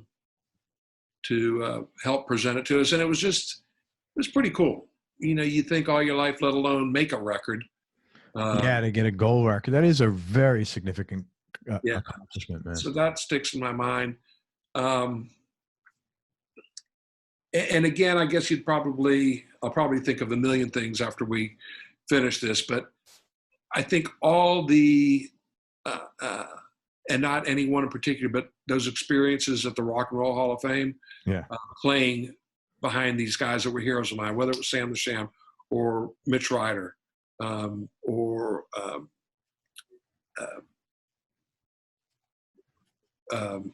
Denise Williams and Ronnie Spector, and all these rock and roll heroes, to be able to play behind them and play their music with them and help be a part of dishing up a great band. Those were memories. We all still talk about it. The Rock Hall stopped doing the gala, which is when we did those. It was a fundraiser in the spring, and we miss it because we really did our homework, worked really hard, and had this relationship that got us very, very tight. And I have to add one more thing as far as a special moment. Was the opportunity to be in a band with Benjamin Orr. Your Cars influence. Yeah. And that happened with the band Big People, which was Liberty DeVito, Derek St. Holmes, myself, Pat Travers, and Benjamin Orr. How do you know Dave Amato? Where did you play with Dave? We toured. REO and 38 did a lot of shows together. Okay. We just hit it off, and he's a great guy and a really good player. A really good player, great guy. And next time you talk to him, just say, Jeff Carlisi has a question for you. Have you gotten any better? I would run into Dave at the NAMM show all the time. And I'd tap him on the shoulder. I'd say, "Hey, man, you gotten any better?" You know, it's funny. He called me about something this weekend, and so I owe him a call back. So I will talk to him this week, and I'll tell him that. Yeah. We had a good time. By the way, in the background, is that one of those blues, PV blues? It's a PV Delta Blues. It's a great amp. I got one. Isn't it? I mean, people say like, you know, old vintage Fenders. This thing crushes it. This is like from 2000. It's great. 15-inch speaker. 30, yes, sir. I think 30 watts? Yep, 30 watts, 15. Man, and the tremolo. Exactly. Yeah. Oh my God. It is. Yeah. I mean, you can't get a pedal that has tremolo like that. It's fantastic, man. Great amp. Great amp. And this is my other one here. I got the JCM 800. If you can see it, which Dave Amato was down. Microphone. Oh, I'm sorry. Oh, there you go. There you go. Oh, wow. Amato was down here and he was like guitar shopping, and he said, you got to get this amp. I said, man, I don't need a Marshall. And then he waited till we hang out a lot when he's here, so he knows my wife. He goes, Ann, is like after Ario played, he goes, you gotta please have Craig get this. And so my wife says, Craig, if Dave's telling you to buy this amp, you should buy it. I'm like, okay. I don't want to buy it too. I don't have a lot of equipment, but still I didn't, but she was like, go get it. I'm like, okay, great. So Amato forced me to get that, which is a great amp. Cool. So I'm all set between the two of these. Hey, I want to ask you one question, and I want to talk about some of your gear. What were some of the low points or dark periods you've had to deal with in life, and how'd you get through them? In life or music? I mean, whatever you choose. Well, losing my father, because he was my hero, and a real believer, a real supporter, as my mother was too. But my father was, as I said, his dream was to fly airplanes, so he was a dreamer. And how unusual is that, though, a guy in the military to support his kid playing? What an open-minded guy. Yeah, oh, absolutely. And I don't know whether it's unusual. It's funny. I remember my parents, I must have been probably around 9 years old. They came to me and said, "You want to play a musical instrument? We think you should maybe take up a musical." Okay, I'm in. What you got in mind? Well, your cousins play piano. And I said, all right. So they take me down to a piano teacher. And she goes, well, the first thing she goes, I'm sitting there 9 years old. And she goes, I wouldn't suggest you buy a piano. I'm thinking, what's going on here? My parents, well, why not? She goes, well, because if he loses interest, then you're stuck with a very expensive piece of firewood. So they said, well, what do we do? She reaches down behind her desk and puts this case open. Pulls out the melody maker. It's an accordion. Oh my God. No monkey, no organ grind. Yeah. And so I took it home and she gave me some lessons. I'm sure there was a basic scale, And for 9 years old, I mean, the things are heavy and you got to do this. And what a recommendation. That's like one of those things you had an accordion to get rid of or something, I mean, yeah, exactly. Who recommends accordion to a 9-year-old kid? You've seen the cartoon. It was like a Larson cartoon, and it shows heaven and hell. And in heaven, you go to heaven, you're an angel, and you've got a harp, and in hell, you're playing an accordion. Yes, that's exactly right, man. Or the airplane that's getting ready to crash, and it's too heavy, and the steward says, "We got to get rid of any unnecessary weight." And this guy in the front row with his accordion, and he's like, "Yeah, man, that's exactly right." Anyway, it didn't last long. What it did teach me was I could play by ear. So I'd go home, I'd come home after school, and I'd turn on the cartoons, and I would listen to cartoons, and I'd pick out the themes, and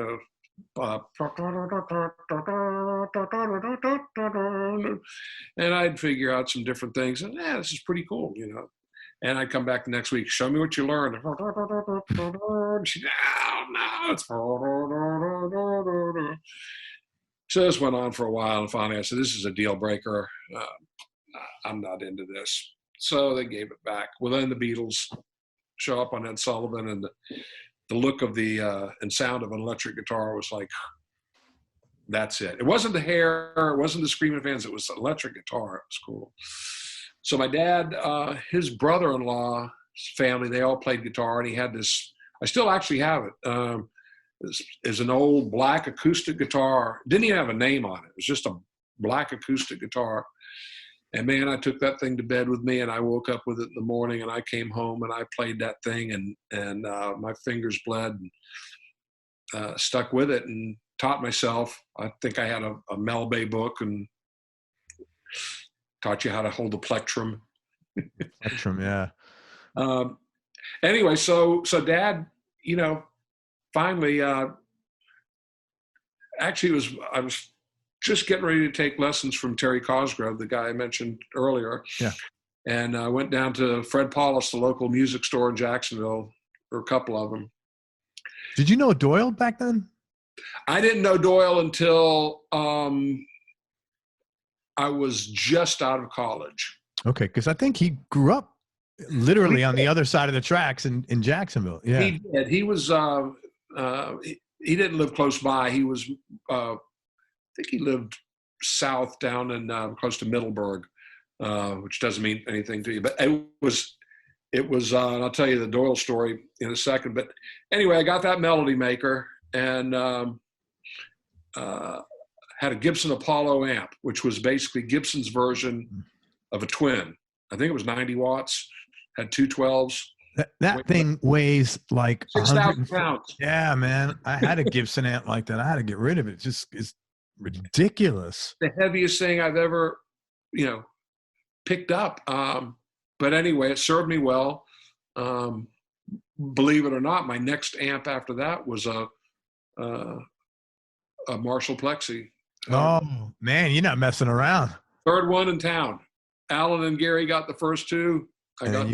That's nice, man. You know who's got? Greg Martin? I don't know. I know who he is. He's got Plexis, and Amato's got like 30 of them, literally. I hate those guys. Yeah. But in guitars, looking back, I think from the Melody Maker, I went to I got a Firebird 3. Well, let's talk about. Tell me your main go-to guitar back in the day, and what other two rounded out your top two, and has that changed? My main guitar back in the day. Yeah. Back in the where people knew me day. Back in the heyday of 38 Special. Okay. All right. So people knew me day. That was clever. There were two guitars basically that were the major part of my life during the 38 Special years. And people would see me and basically know me for playing the Explorer, the custom-made Explorer, which was, I'll tell you that story, and would find out and we would be surprised that I didn't use that guitar in the studio very often. They said, "What'd you use?"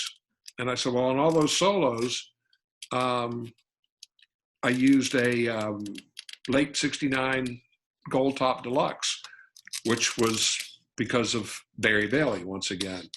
Matter of fact, William Mosley from Vintage Guitar Magazine did a great article a year or two ago called Southern Gold, where he profiled both our guitars. Oh, that's in the story. Was that a PA? Was that P90s in that, or was that? There you go. Wow. So these are what they call the mini humbuckers. Yeah, man, that is in great shape. Have you?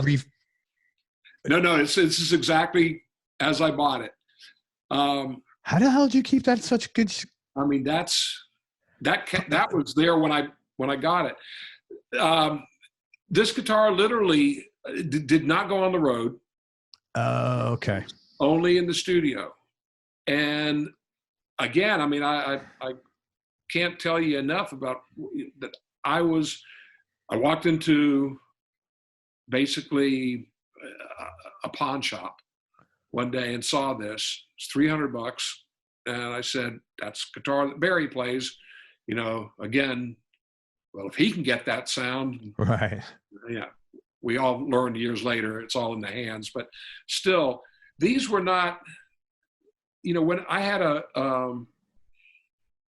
I guess in 1970 in high school, I had when this guitar came out, that was the Custom, which was the black Les Paul with the humbuckers, the big humbuckers.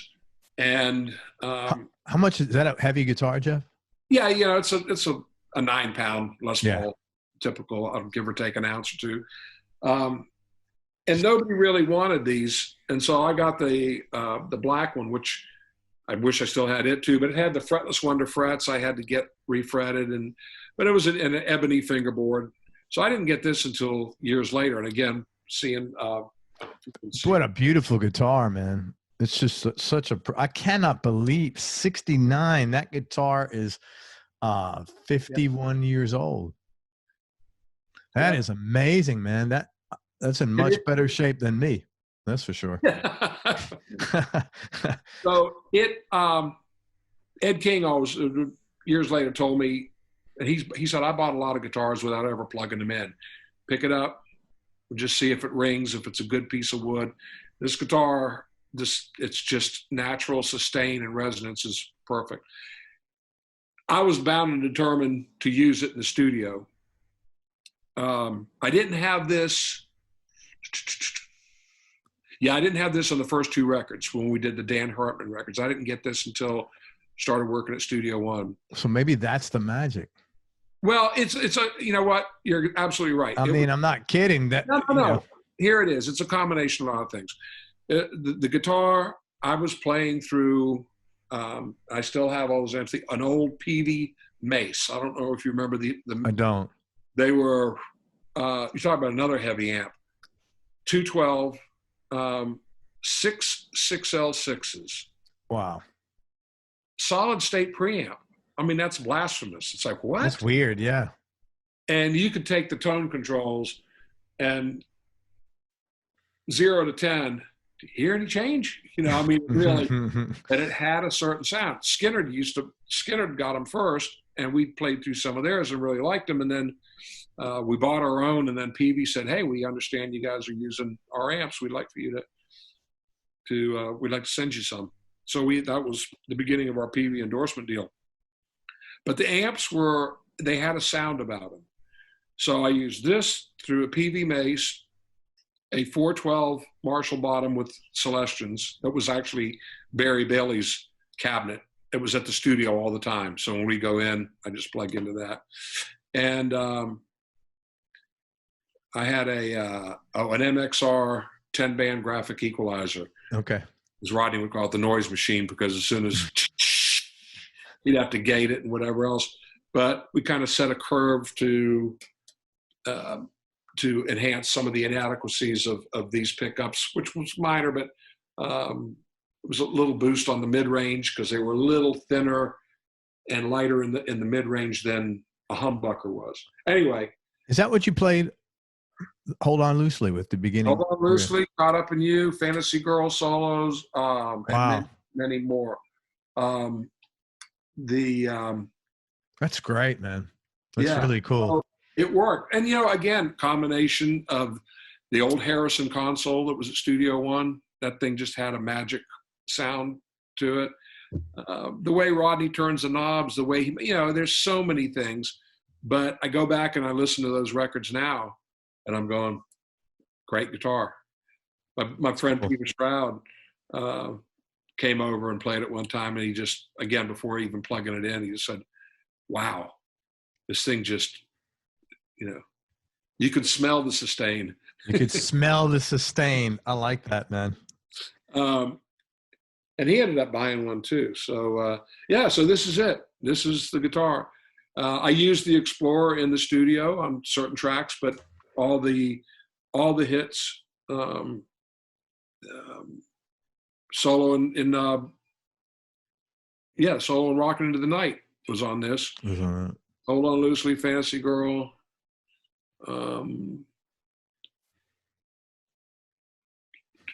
And some other songs too. The only other guitar I used in the studio that was actually your song, If I'd Been the One, that was a 335, which was a 59.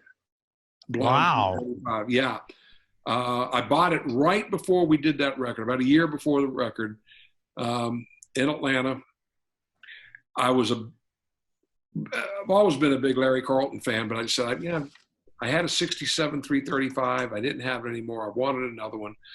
And there was a collector music shop there, had a couple of Sunbursts, $2,500, I think. This was in 1983.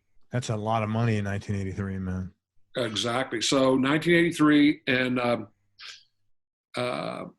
so the guy said, let me show you something else. Just wanted to show it to him. He pulls out this brown case and opens it up, and it's a blonde 335.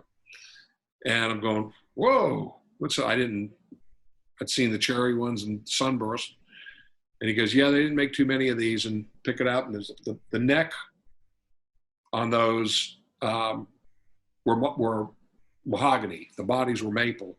So the neck looked like it was put on, I don't know if you've ever seen one before, but on the blonde 335s, the mahogany necks, actually I'm going to grab my new one. Man. Yeah. It's perfect. I'm waiting for you to pull out an accordion here, man. See, Jeff, your destiny would have been totally different. Yeah, exactly. Oh, that's cool how that looks. Yeah. So see, and that's the way they originally were in 58 and 59. So that's a 59? No, this is not. This was a custom shop they built for me about 10 years ago. Wow. Exact copy of my 59. I sold the 59. People go, oh gosh, how can you sell the 59? So the same people that said that were the same people that said, how can you pay $3,000 for a guitar? Yeah. Which I did. I used it. Tremendous guitar. Again, didn't tour with it. Kept it under the bed, sometimes in a bank vault or whatever, but sure, use it in the studio. And finally, a friend of mine called one day and said, man, those things are really going up. And I said, how much goes up? You probably get about 12 grand for us. Well, that's pretty good, but I'm not interested. And make a long story short, I ended up it's probably been close to 20 years, 15 to 20 years. I sold the guitar for close to $30,000. Good for you, man. Right. And so somebody says, oh, how could you sell that guitar? How could you can't play a $30,000 guitar, man. I'm sorry. It's like, don't even look at it. It's like, plus it's 30 grand. That ain't a bad check. Well, no, exactly. And it's not the guitar that makes the player. I missed it. It's not like you got a shortage of there's no shortage of guitars in Carlisi world. So those PAF replicas? Sorry? Those are PAF replicas? These are actually Duncan Antiquities? Yeah, okay. Antiquities. Yeah. Which I've had great luck with. Those are great pickups. Yeah. I like them a lot. So anyway, it's a great guitar. It feels really good. Pretty. It's good. And it's new. I mean, I can enjoy it and have fun with it. Totally, man. Guitars are for playing. That was the next thing. It's like, oh, wait a minute. What are you doing? This is a counterfeit. And he goes, no, that's the way they were made. It looks cool. Thanks for showing me that. I didn't know that. Yeah. Okay, so let's talk about your Explorer, man. Yeah, so when Skynyrd would come up to Atlanta to play clubs, this was in '72, before they started recording, they'd ask, say, hey, we got to get a setup done, or we need to get an intonation set on the guitars, or where do we go? So I said, well, there's a guy here in Atlanta. That wasn't a real common business back then to have to be a luthier. Oh, really? Yeah. I mean, it was very few people knew how to do anything with a guitar other than string it. Maybe. Interesting. And so there was a guy, his name was Jay, his real name was Jay Rhiness, Rhiness.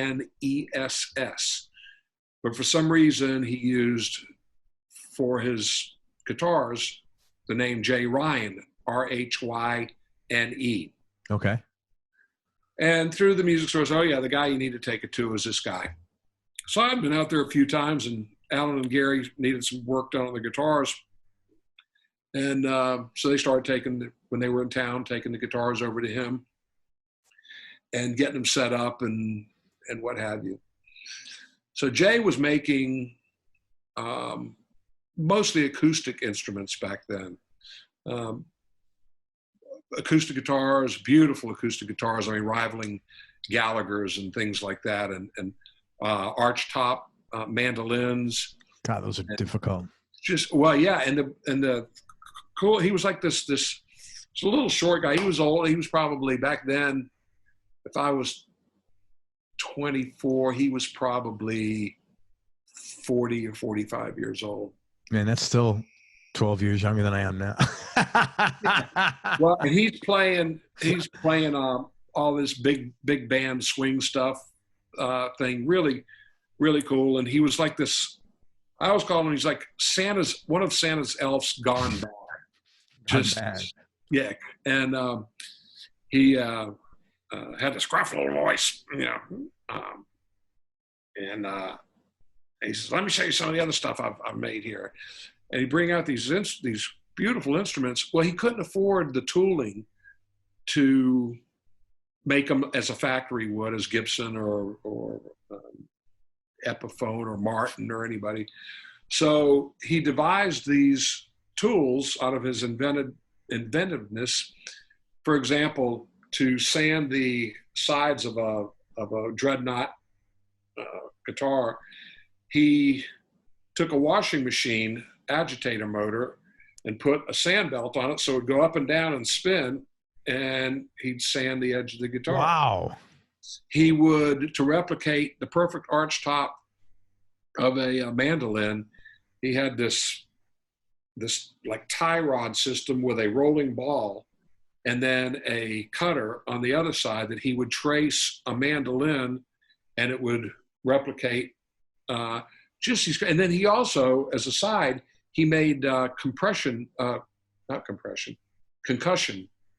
rifles, like flintlock guns, like old Civil War guns, pistols and stuff where you... In his spare time? Like, what the hell? This guy's pretty talented, man. And he rifles the barrel. He was getting ready to sell a patent to Remington or Winchester, one of those. He was this mad scientist, but his passion was guitars. So he started making some electric guitars, and they may have been good, but they were just butt ugly.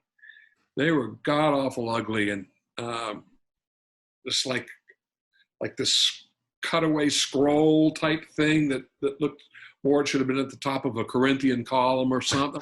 These bizarre things. And he kept saying, hey, let me make your guitar sometime. So I'll think about it, Jay. So Alan and Gary, Alan Collins and Gary Rossington, they had, I guess it was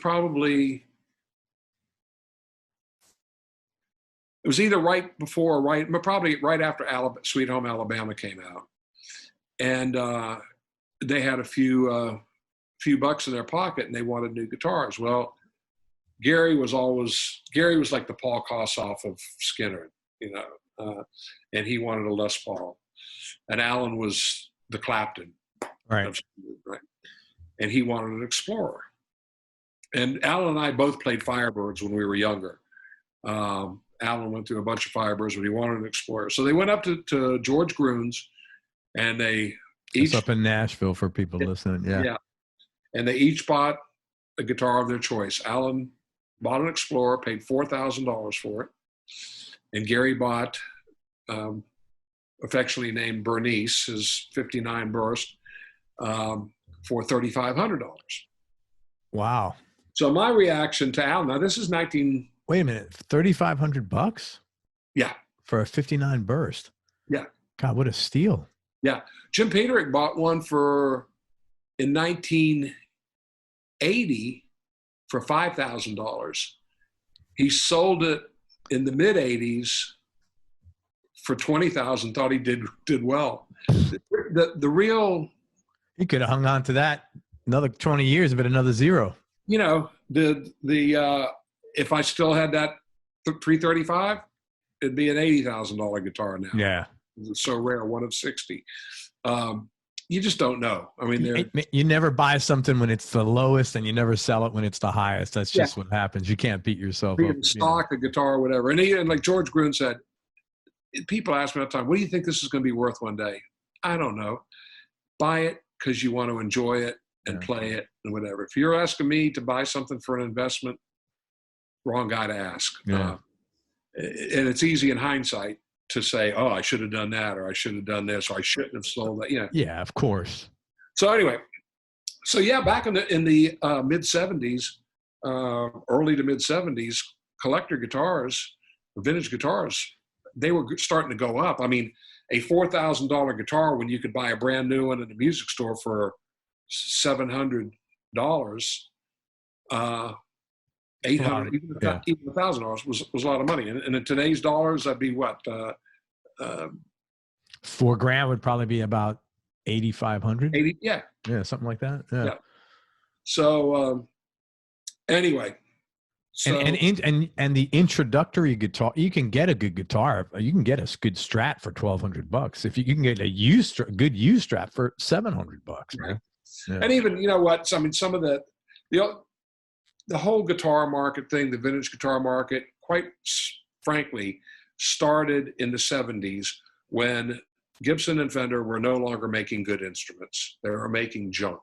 Oh, so it was out of necessity. I needed to get a good instrument. I had to go buy something that was old. Exactly. Oh, that's interesting. And I remember going down in Jacksonville, on Bay Street, where all the pawn shops were. You could see stuff lined up, old guitars. Being a Navy town, all these sailors would come in and hawk their guitars, and man, Firebirds and Strats and whatever. Les Paul Juniors galore. But that's why, the Strats were being made with the 3 neck bolt pattern. Of course, now today, because Hendrix played one at Woodstock, now those are valuable. They're still junk. And then, Japanese got involved in buying them and collecting them. And then the frenzy got so crazy that you had these guys that were bond brokers and whatever in New York that never played a lick in their life going, hey, buy me some collectible guitars. We need to invest. Yeah, it was like when comic books at a certain point in time, these guys were doing the same thing, guys with more money than sense. So it took it out of the hands of the enthusiasts, and it's been cyclical. It's gone up and down, but right now, it's, who would have ever thought that a Sunburst could sell for $500,000 or whatever. So anyway, I wanted an Explorer really, really bad. And so Jay Ryan said, I can build you one. Just get me the shape, get me and then we'll go from there. So I went to Alan, and I remember I said, Alan, I had all my supplies, my architectural supplies from Georgia Tech. Still had tracing paper, and I had the whole thing, So I'm going to go ahead and just draft out this diagram and do all the measurements and everything. I said, let me trace your guitar. And he goes, why? I said, well, Jay Ryan's going to build me one. And he goes, just take it. Take it where?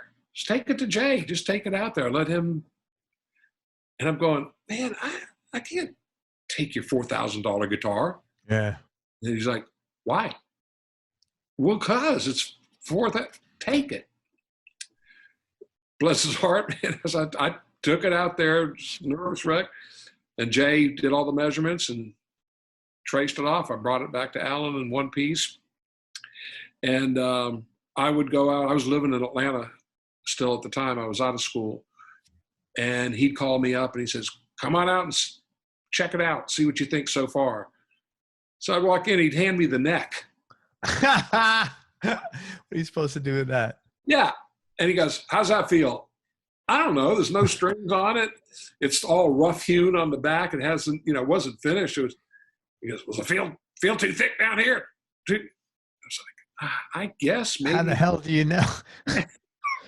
Maybe whittle a bit more down here and what have you. And I go back out, and anyway, before you know it, finally have a guitar. So here's the result. There you go, man. That's a beautiful guitar, man. Look at those inlays. Yeah, so I'll point out some things. Yeah. The back. Is that active? Oh no, okay, that's for the switch. Okay, I thought that was for active pickups or something. No, this is, and I'll explain the electronics in a minute. Yeah. This, you can probably see the. Man, that is beautiful quilting. Yeah, that's burl maple. Now he explained that when you take maple, depending on how you cut it across the grain, it will either be burl or bird's eye, which is a tighter, or fiddleback, which is, you can see the side. Yeah. See, he wanted originally to make it all fiddleback, but he said the way the piece of wood ran, this is all one solid piece of maple.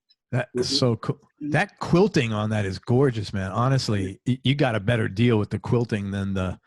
Well, it was great. Yeah. And again, now I'm going, he's saying, this is what we're going to do. And I'm going, okay, whatever. So he finally,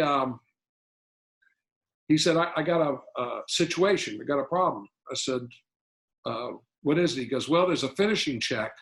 I guess when the wood dries, that sometimes the wood just has a check in it, that it's not a structural problem. It's just cosmetically. So the finishing check went, and actually, I don't know if you can you see that line right there? Yes. Okay. It doesn't look like anything. It just looks like that's the end of the finishing check, but it ran all the way down the guitar. Okay. So he said, we got to figure out some way to disguise that. Oh, so that's how you did the quote pick guard. Well, so I said ignorantly, I'll just screw a pick guard onto it, and he looked at me like, you can't do that to a piece of art. And I'm going, okay, so what do you suggest?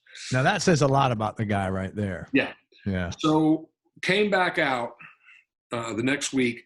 He had probably 4 templates just cut out of paper, shapes of pick guards. And he said, which one do you like?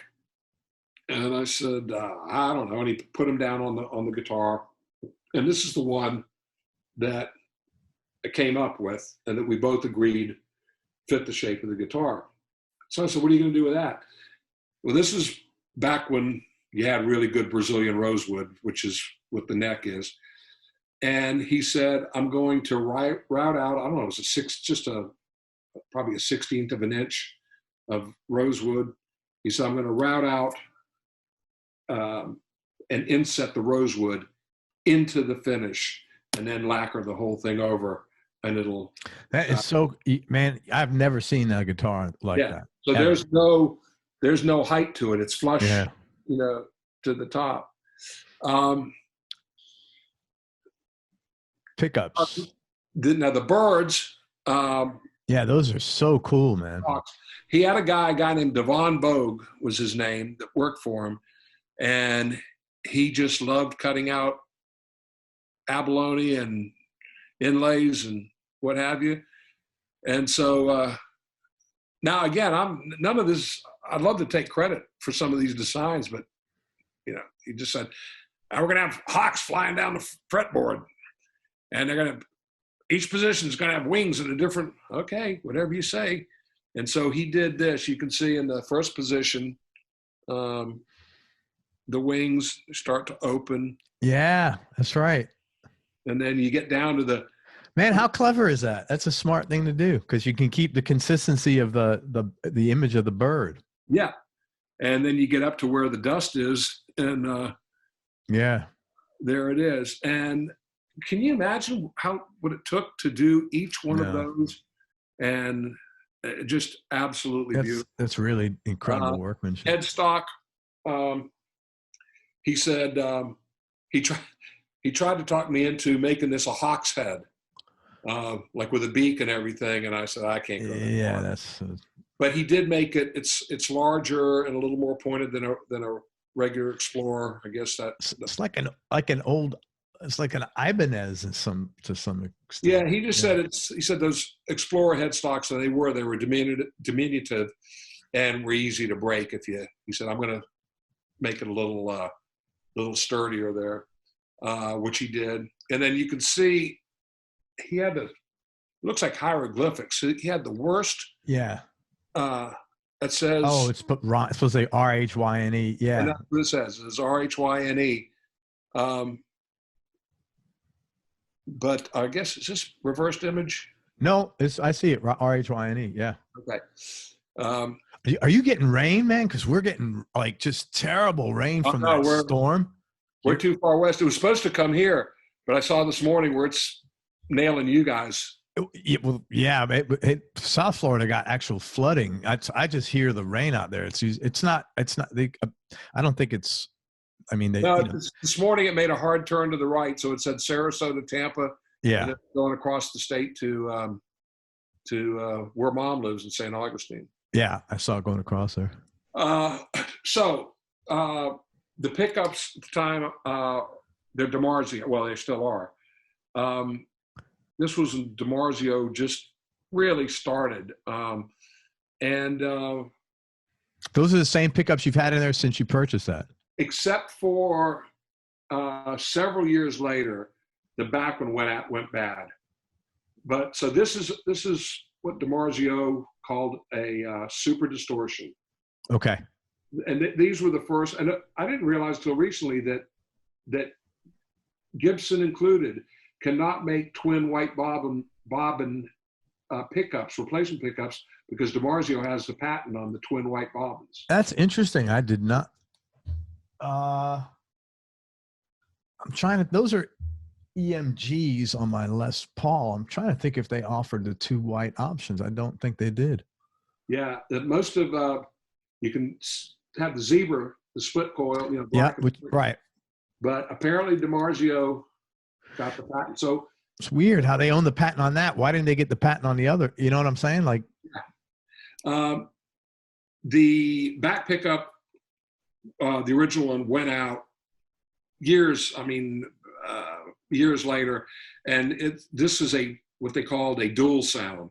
So in one position, you asked about the switch. Yeah. Okay. In one position, it's a full super distortion. In the other, it's a coil reverse, so it thins it out a little bit and brightens the pickup. So it's the same pickup that it replaced. It was just.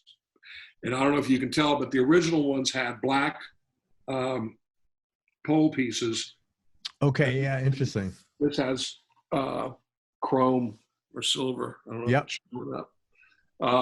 Yeah, the top one is black still, and yeah. But it sounded exactly the same.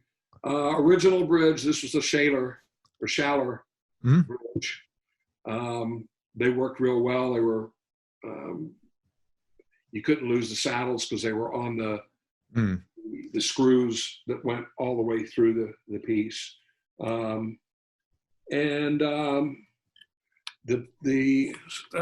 volume, the treble volume control is a Bourne spot. So it's just, it's super smooth, the roll off. I guess it would be, the taper on it. It's got that 10-7 cut. You know, a lot of times, depending on the pot, it'll be a gradual thing where you have to get down to 2 or 3 to get the volume low enough. Whereas the old Gibsons, you just go down to 7 and there'd be a nice cut. Okay. So, and the rest of them are, I don't know, whatever Jay put in it. The only pot I changed was the treble pot. What did you play that on? Oh gosh, I played it on Robin Hood. I played it on some rhythm tracks. That's a good track, Robin Hood, man. I'm glad thank you you. mentioned One of that. my favorites. Yeah, it really is. And I don't remember specifically, other than Robin Hood. I can't say that there was any one particular solo that I played on this that would be memorable. Did you tour with that, Jeff? Sorry? Did you tour with that? Oh, this was my guitar. This was your touring guitar. Yeah, that's what I thought. So if you see pictures, if you go back, back when you were known. Pictures. This was it. That's cool. So how do you play it live but not in the studio? I don't know. I don't really have an answer other than I was determined to use the gold top because Barry used, and it just had that sound. But live on stage, this was it. The only time I ever put this down is if I broke a string, which I very, very rarely ever did. The one time, I'll show you this. This is great. Can you see this? I just saw that. I just looked at that now. Okay. It's like a little gouge or a little rough spot. Well, what happened? I'm running across the stage on a show, and one of those things where all of a sudden you realize your feet aren't going to catch up to. Oh man! And then it turns into a Sam Peckinpah film. Just slow motion, and I know I'm going down. So the all I could remember. First of all, it happened from time to time when people would fall down on stage, and we always had a rule in the band that if it ever happened, everybody else would fall down too, so you wouldn't be embarrassed. And oh, that's cool. Yeah, look, yeah. But guess what? So nobody did it that time. So I go down, and it's like as soon as you hit, all of a sudden you're back in real time. So it's like sliding across stage, and I remember pulling the guitar to me like this, just because I didn't want the neck to hit first. Yeah. And went down, and it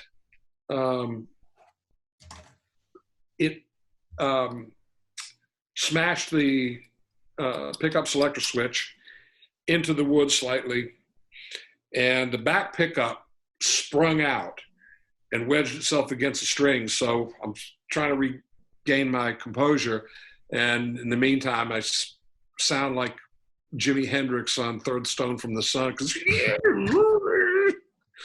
and anyway, the guitar was out of commission until I got back home. I had to use, I think I was using not this gold top, but another one that I had,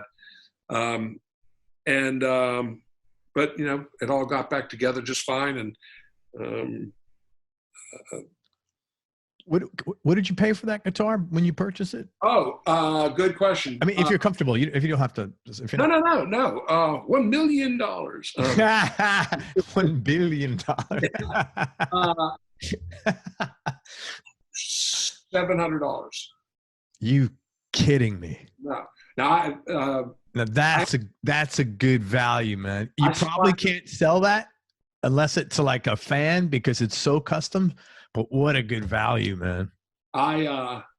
I've had some crazy offers for it. You have?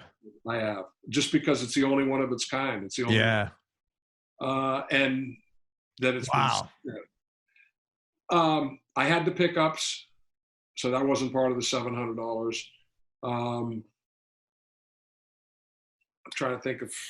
That's a custom guitar, Jeff. You can't get a custom. And that is really, I mean, there's a lot of effort put into that, way above and beyond a. Oh, yeah.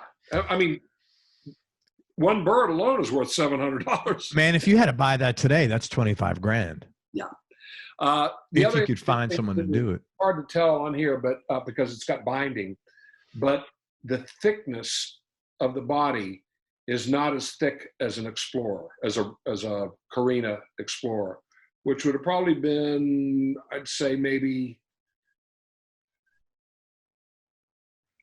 1/8 of an inch thicker. Maybe even a quarter. Yeah, thicker. I mean, Explorers are pretty thick, and the reason for that, and it was Jay decided this, was because this is maple, and maple's a lot heavier than Karina. Okay. And he said you wouldn't be able to put this thing on your shoulder for more than half an hour if this was that thick a piece of maple. And he said, let alone get a piece of maple. So he decided he wanted it to be maple. That wasn't my choice either. I mean, it just all came together to be perfect. And is it heavy? It's heavy, but it's Les Paul heavy. Okay. Maybe 10 pound, not, Yeah. So it's typical for that era. Yeah, absolutely. I'd say this is slightly lighter. So you got those two guitars just right there. You're good to go, man. Those are some pretty cool freaking guitars. I mean, did everything either on record or on stage with these two, and they're still here. Over the years when I wasn't, this thing's in a flight case. First, the road crew affectionately called it the dining room table because the flight case. So this guitar is definitely a 10-pound guitar, and then with the flight case, that's another 10 or 12 pounds. Yeah. So it's you don't put this in the overhead on an airplane. It's like you got a crew or a truck. So both of these guitars, the Les Paul probably has not seen the light of day since the last record I did with 38. Other than wow. So you played at home at all? Or you don't even take it out at home? Just don't take it out at all. I've got the 335. I've got a TV Les Paul special. I've got yellow. Yeah. I love that. Is that handy? Is that close by? I think I can get it.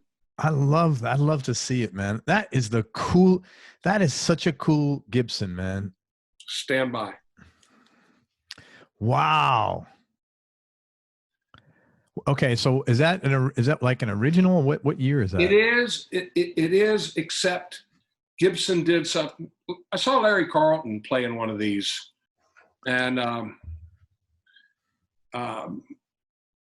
just said, "Yeah, I've got to have one." But it's a Les Paul standard. No, it's a special. Oh, it's a Les Paul special. Okay, and it's got the two P90s. Okay, two P90s. But it the Gibson did because intonation was really not too good on it, so they put a tune-o-matic. Okay. Normally it should have just had a stop. And it altered it, but it just, much more playable. This guitar sounds great. Thank you for pulling it out. I just think that is the coolest looking. I mean, I love that TV. And, I think they make them now in that color, and I've been tempted, but I think it's well, they do, but they vary. Matter of fact, yeah. Jim Peterik, we did a show together a couple of years ago, and he said, "Man, I wish mine was that color." And I said, "What do you mean?" He said, "Mine's more yellow. This is that kind of greener, the TV yellow." Yeah, the TV. Yeah. And even now, you'll see them, and some of them are almost like pure yellow, which is like, what? That looks weird. Or some of them are darker. This is the color I liked. Yeah. I'm trying to think what it's called. They make them not on a standard. They make a lower level Les Paul. A junior? No, it's a Les Paul, but it's man, I can't think of it. I bought one with P90. This is a black one. It was just Oh, is it a newer guitar? Yeah. A studio? Yeah. Les Paul Studio. Yeah, and they make them the studios in that, but man, the quality, it was like playing a cheaper guitar, to be honest. It just didn't sound like a standard. The custom shop's making some pretty good ones still. As a matter of fact, I can't remember what shop it is, has a single cut Les Paul Jr. TV.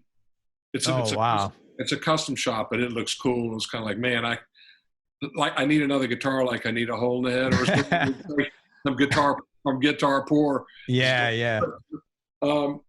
But man, I'd love to pair it up with this. Yeah, that's they're cool. And I love taking this one out and playing it. This is that rosewood or ebony? It's a beautiful neck. Rosewood. Yeah, I love dark necks.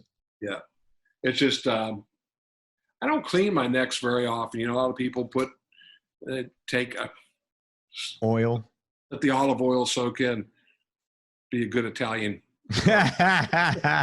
Show you another one real quick. Can you still say that? I don't know. Yeah. Thank you for bringing that one out. I appreciate it. I'll show you another one real quick.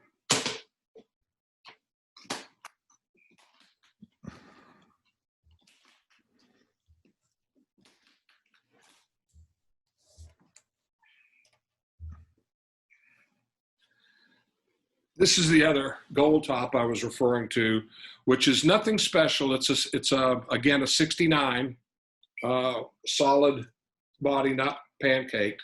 Oh man, that's really cool looking.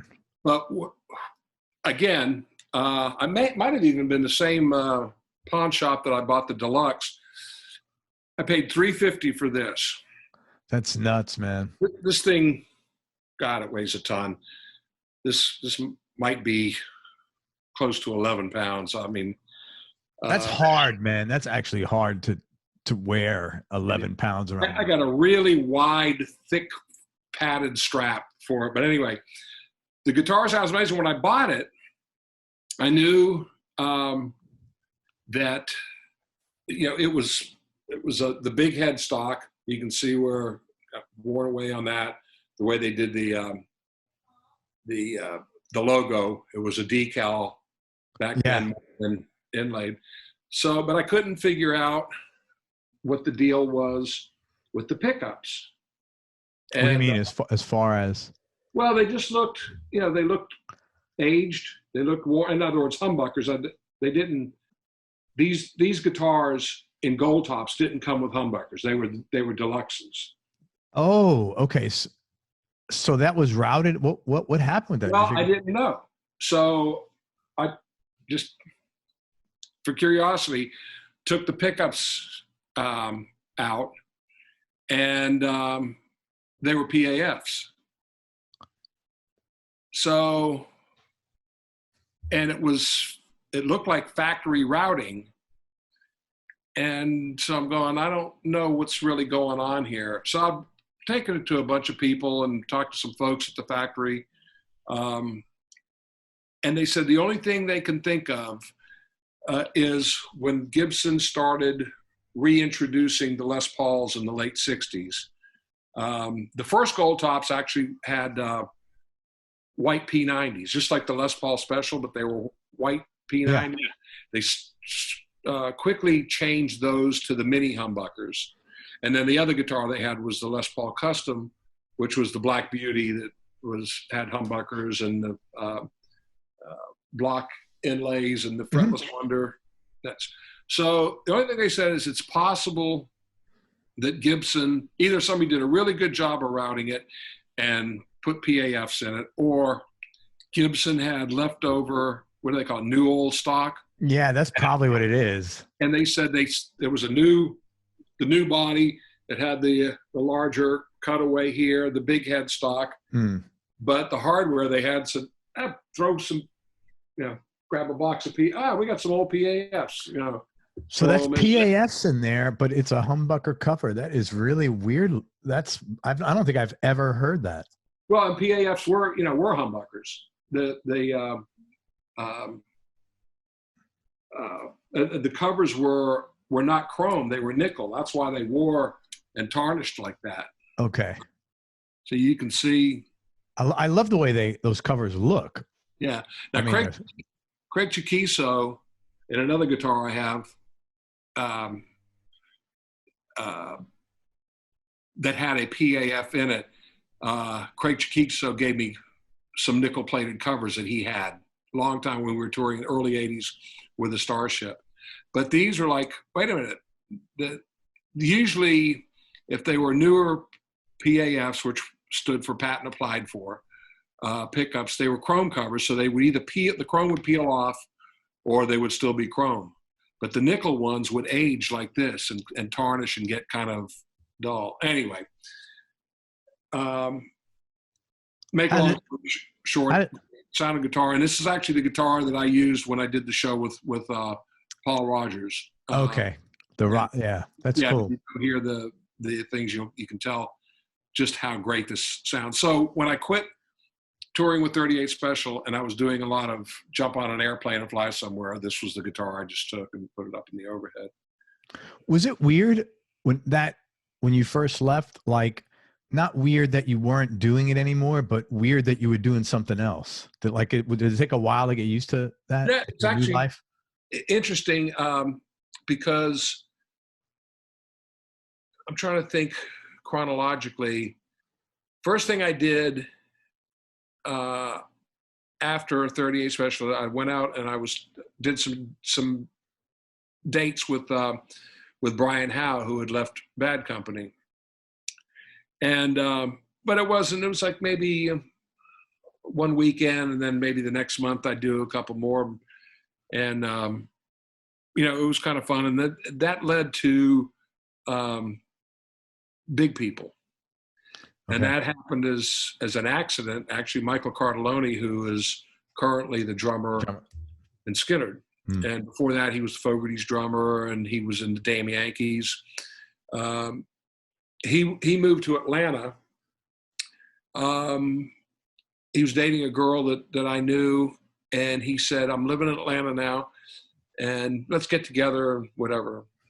So he said, "Why don't we?" He said, "I got nothing to do." He said, "Let's put a band together and do something on the weekends, or maybe we can go have some fun." So I called Derek St. Holmes, who was a buddy of mine. He lived in Atlanta, and said maybe he'd be interested. So then there were three.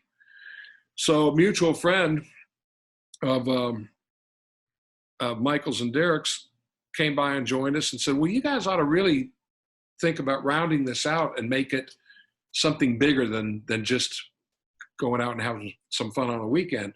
So what he means, get another guitar player, bass player, whatever. So we started mulling the idea around, and Charlie Brusco, who was managing Skynyrd at the time, and we had known him. He managed the Outlaws years ago, and we got with him. He said, "Well, who are some people that you like or that you think might be good for this project?" So the first guy that I came up with as far as bass players was Ben Orr, because I had become such a huge guitar fan by then. And Derek knew how to get in touch with Elliot Easton. He said, "I'll call Elliot and get Ben's phone number." And the Cars were defunct at this point in time. And then I think Derek himself said, "How about, I wonder what Pat Travers is doing?" And I said, "I haven't seen him in years. We did some shows together." So the next thing you know, we've got a band. They're in. Ben says, "Yeah, I'm coming." He was living in Vermont at the time. He says, "I'm in." And Pat was in. So we get to the first rehearsal. I'll never forget. Where were you rehearsing, man? Because everybody's all over the place. Well, they all came to Atlanta because there was a studio in Atlanta, Crossover Communications, that had big rehearsal facilities, and Derek was there and Michael was there. So three of us were there. So you're basically talking about two people coming in. So, and Pat was living in Orlando at the time, so he wasn't that far away. Yeah, he's still there, I think. Actually. I think he is. Yeah. I think he is. So, so first day, I remember Ben coming to my house. Somebody picked him up at the airport, and I opened the door, and there's Benjamin Orr and all his glory and just whatever. And I said, "God," I said, "You're Ben Orr." And he goes, "So I've been told, partner." He was a character. And we went, and Michael, on the first rehearsal, Michael Cardelloni said, "Guys, I got something to tell you. I've been offered an audition with Skynyrd." And we're going, here's the guy that came up with this whole scheme and now you're leaving. He goes, well, I'm not going to I haven't gotten the gig yet or whatever. I said, don't worry, Michael, you'll get the gig. Yeah. And so, I mean, it was like total depression. Yeah, I'm sure. And Pat turns around and goes, don't sweat it. I said, don't sweat it. Why? He goes, I'll call Lib. I said, okay. Lib who? He goes, Liberty DeVito. I said, right, you're going to call Liberty DeVito, and he's going to come down here and do this. And he goes, he'll love it. He'll love it. And Liberty was living in Orlando at the time. Oh, okay. So that was pretty convenient. So that's how he and Pat knew each other. Right. So, so Pat goes over in the corner, talking on his cell phone, and he comes back and goes, he's in. I go, what do you mean? He goes, yeah. He said, he just got off stage at Madison Square Gardens with Billy. And just happened to catch him, told him who was in the band. He goes, yeah, count me in. That's pretty cool. Next weekend, there it was. And now we had a band. So leading up to your question, we rehearsed. Our first show was in Nova Scotia. There was a big... oh, my God. A festival or something? Yeah, big festival. Big 3-day festival at the Can-Am Speedway or something. And it was let's pick a place as far away as possible for our first gig. we had to fly from Atlanta to Bangor, Maine, and then from there connect to anyway. But big shows, ZZ Top and Nazareth and so on and so on. 3-day festival, and we were on the show. So we played, and I called my wife and talked to her afterwards. She goes, "What was it like?" I said, to be honest with you, it was like I've never been in another band. It just felt. Wow. Yeah. So that was, wow. So that was the right place for you to be at that time. Absolutely. And we had been together now probably April, May, June. It was probably, we'd been together for about 4 months rehearsing. So we got to know each other. But that first gig, it was just completely natural. That's cool. Yeah, and then we did. That had to be like stress relieving. Oh, huge. Yeah, I'm sure. Huge. It was like it breathed new life into you. Yeah. It was a new family. Everybody got along great. We hadn't even started. All we were doing were our own songs. Oh. So we would do 3 Cars songs. 338 special songs, some Nugent stuff, Derek, yeah. Yeah. I'm not even sure if we were doing any Billy Joel at the time. And Pat Travers, we did, of course, Boom Boom, Out Go the Lights. Out Go the Lights. Yeah. I said, damn, Pat, I said, All My Life, Hold On Loosely was a closing song. I said, not anymore, man. Yeah, man. That's a great song. Pat and I worked real well together. It was a lot of fun. And so we were just beginning to explore new ideas as far as writing together. And unfortunately, we never had the opportunity because within a year, Ben was diagnosed with pancreatic cancer and, lost him October of 2000, 52 years old, and what a talent. As Liberty always said, he goes, he's the rock star of the band, but he was natural. He didn't try. He didn't have to try. He had a voice that was just unbelievable, and he just stepped up to a microphone and just had this glow about him. You know what I'm saying? It was just magical. It's cool, your reaction to, because I hear this all the time, to certain people, like when you open the door, it's like, holy shit, you're Benjamin Orr. It's like your hero. And even though like there are people, he might be looking at you as, oh my God, right? It's so cool to hear that. I never get jaded. I mean, it's just, I'm a fan. Yeah. Of it. And it was really cool. And that was the beginning of a new adventure for me. And we were all obviously devastated for Ben, but yeah, we learned a lot of lessons that last summer. He had already been diagnosed. And check this out, that, doctor says you got 3 or 4 months. God, man, I cannot imagine. And we're not knowing what to say, let alone how to ask the question. And finally, it's kind of like, well, before we could say anything, Ben said, well, start booking as many gigs as possible. I'm going out the way I came in, doing what I love. And it was so inspirational. We took a lot of care with him. He went out there and sang like a bird, talked to people about what was going on, fans of his, from whether they were Cars fans or, whatever. And I'll never forget, I think it was in Minot, North Dakota. By the way, if you ever want to know what the slogan is, what the Minot, North Dakota slogan is, it's "Why not, my not." I can't make that up. Why not? And it was a big, again, outdoor show, and we had played, and I guess it was Quiet Riot. Rudy Sarzo came up to me. Another really cool guy. I had Rudy on the show a long time ago. He's a pretty deep guy, yeah. And he came up to me, and there was somebody else playing. I was on the side of the stage, and he said, "Hey, Jeff." I said, "Hey, Rudy, how you doing, man? Long time." And he goes, "What a cool project you got going there." He said, "Is that Benjamin Orr from the Cars?" I said, "Yeah." Ben had lost some weight and whatever, so he didn't look well, but he was still performing very well. And I said, "Yeah, man, he got dealt a bad card." And I told him, I said, this was probably in July. I said, he's probably got a couple of months. He says, "What do you mean?" "It's to live." And I'll never forget, Rudy looked down, just kind of pensively looked down at the ground and said, "Man," he goes,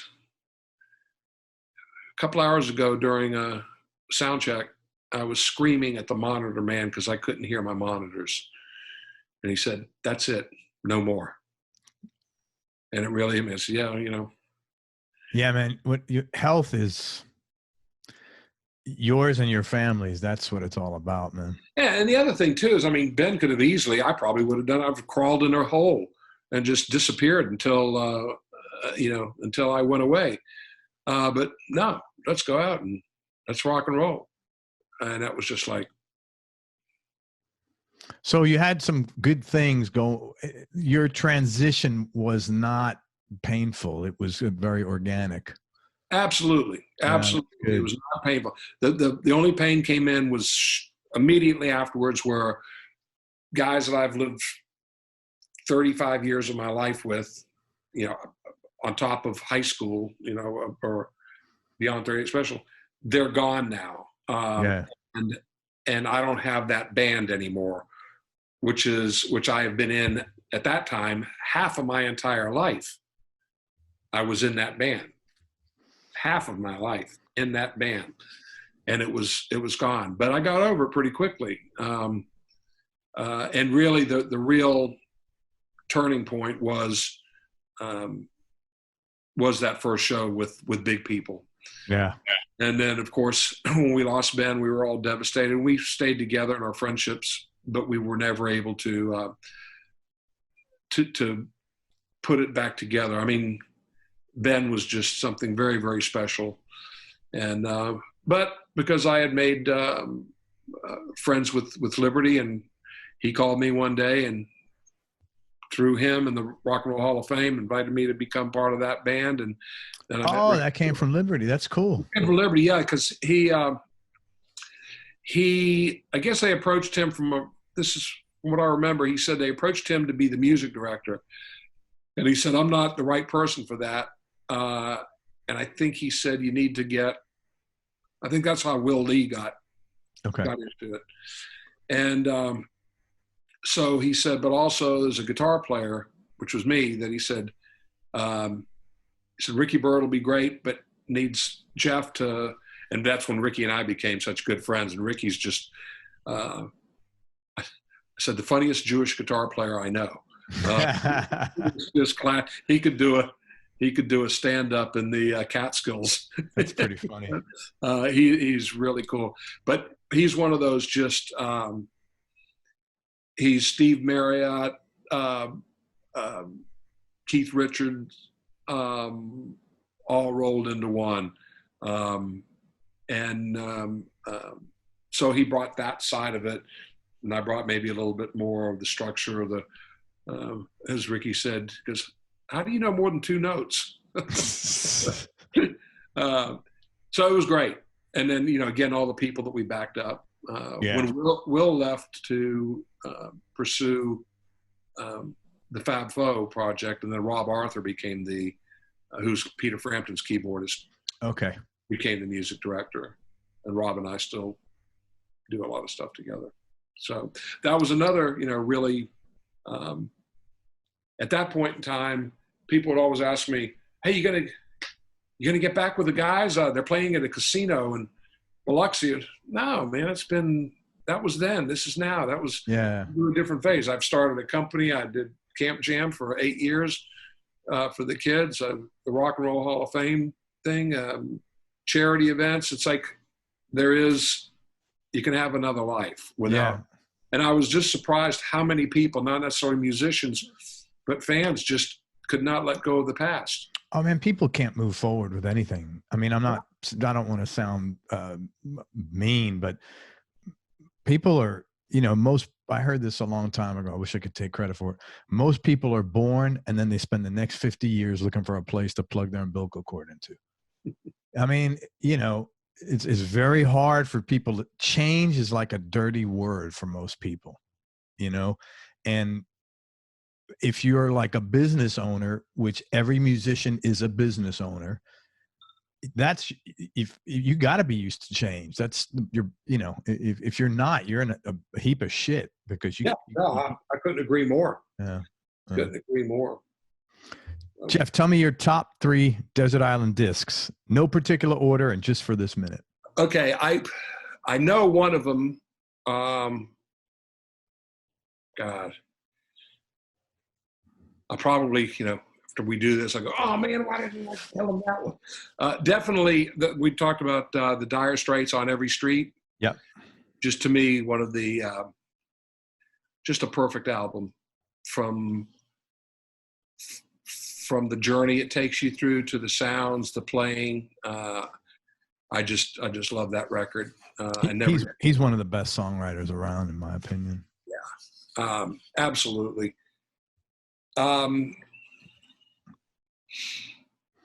There's so many it could say. How you feeling the pressure? I'm seeing this. Yeah.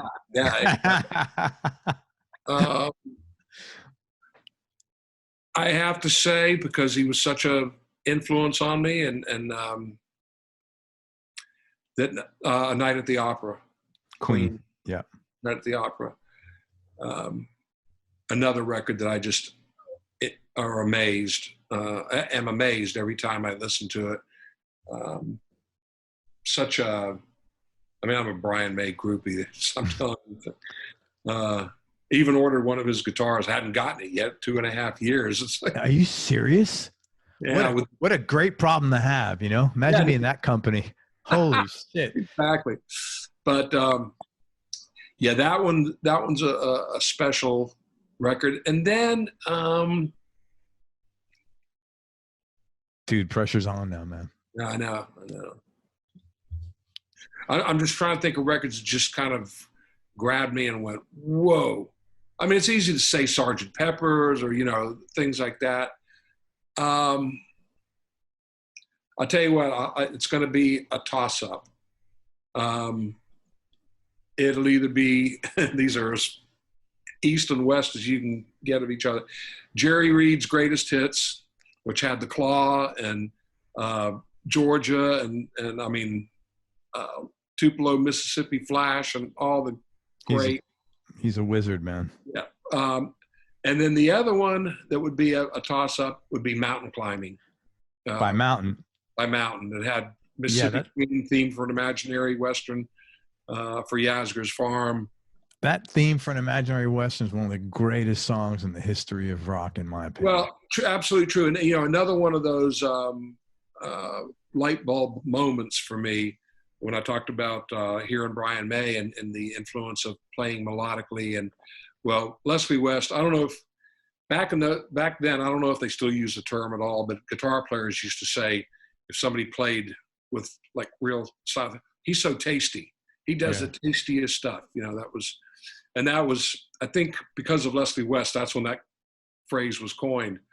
But it was like, there's a guy that could just rip your head off with, you know, with one lick, or play the most beautiful melodic solo.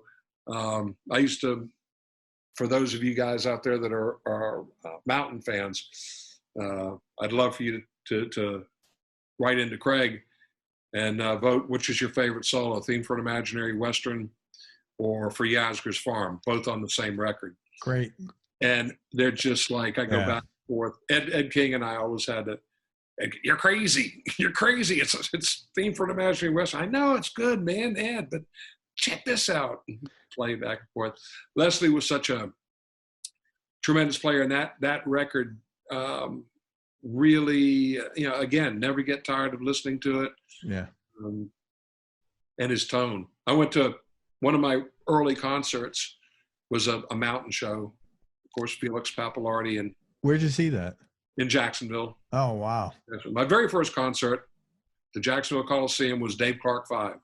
Dave Clark 5. That's so funny, man. Killer band. Great band.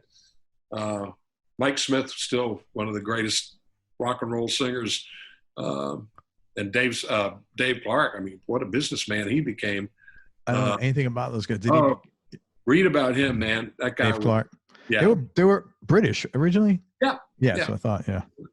I'm in pieces, bits and pieces. Wow. Yeah. And then that's how I saw the Rascals. Anyway, I saw Mountain.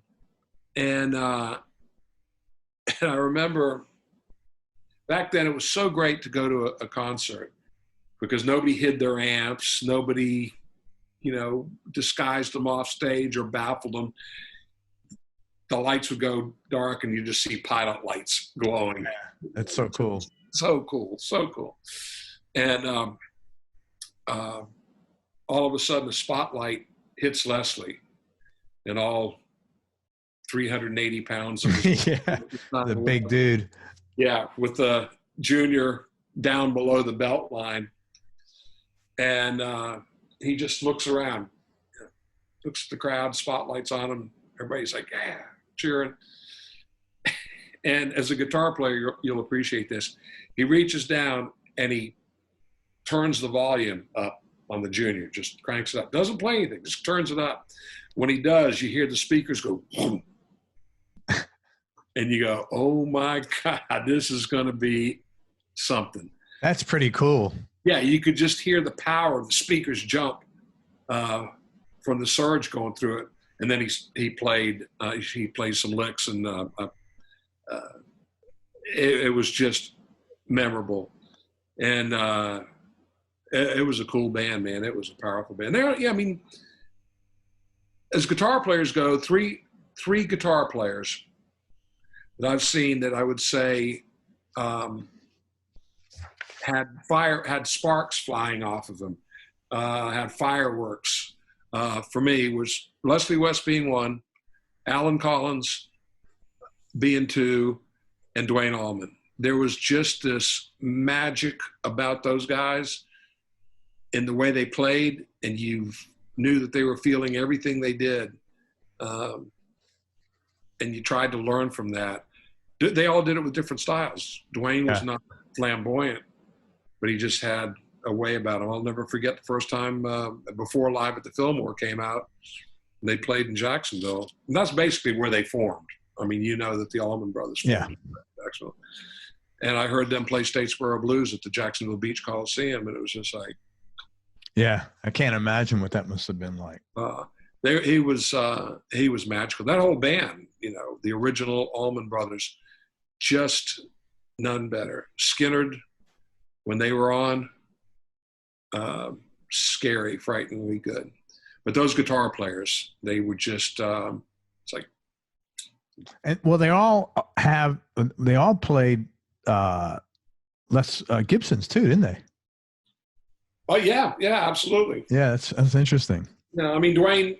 There's pictures of Dwayne playing a Strat at Muscle Shoals, but yeah, in the Almonds, either he played slide on the Les Paul or the SG. Or the SG, yeah. Alan always played. Well, Alan played some later on, played some Strats and whatever for with the three guitars too. But mostly Ed King took that role. Yeah. At that point, I think actually Alan started going to Strats more when Steve Gaines. But yeah, he was a Gibson guy, Firebird and Explorer. Gary was as long as I remember knowing Gary, Les Pauls. And Leslie played the Junior. How did that guy, that's a perfect example. How did he played this little tiny guitar with one pickup?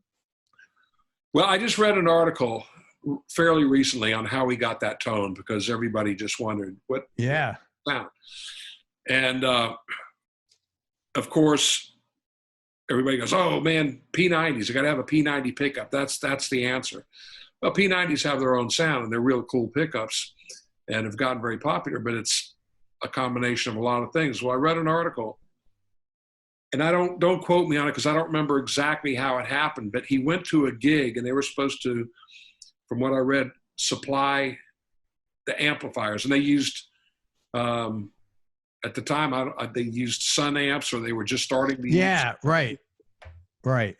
And they got mixed up, and they got him a Sun Coliseum PA head with speakers back. Sun, just like custom-made PA stuff, and Sun did as well.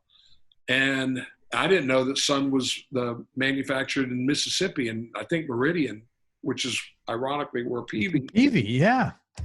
And anyway, it was a Sun Coliseum head. And he said, there's a couple of things. If you go on YouTube, and there's some guys that got Sun Coliseum heads, and they play through them with a Junior and whatever. But apparently the way the preamps worked on those Coliseum heads, or the mic inputs or something, gave a different sound than a standard. Because I had played through a 200S before, and they made great bass amps, but they were really clean sounding guitar amps, loud but clean. Well, that was the answer. And so once he realized, hey, check this tone out, he played through the Coliseum, the PA heads. I'm gonna look for that because I love. Yeah, check that out. Google that and or search for that, and it's like, oh, now I know. Nobody knew, and nobody used. I mean, pedals were few and far between. Yeah, Hendrix used a fuzz face, and a wah-wah, but there weren't any booster pedals back then. Racks, nobody had that. Yeah, exactly. So that's how he did it. Let me ask you, what was when you guys were on fire? Mm-hmm. I know it wasn't the way it is now with people so nuts about celebrities, but what was the most challenging aspect of being in the limelight? Because you were in the limelight for quite some time and pretty. Let's just say I had a 1986.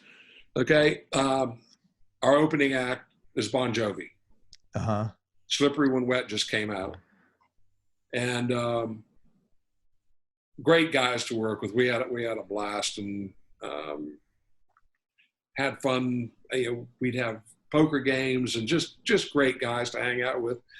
Tico and I would go play golf, and some of the other guys, and hang out with. Just really, and we always treated other bands with respect. It wasn't like you just get a red light or a blue light. You're going to get as much as possible. And that included Huey Lewis and the News. It's our opening act in '84. Wonderful guys. So we came back from a gig somewhere. We're back at the hotel.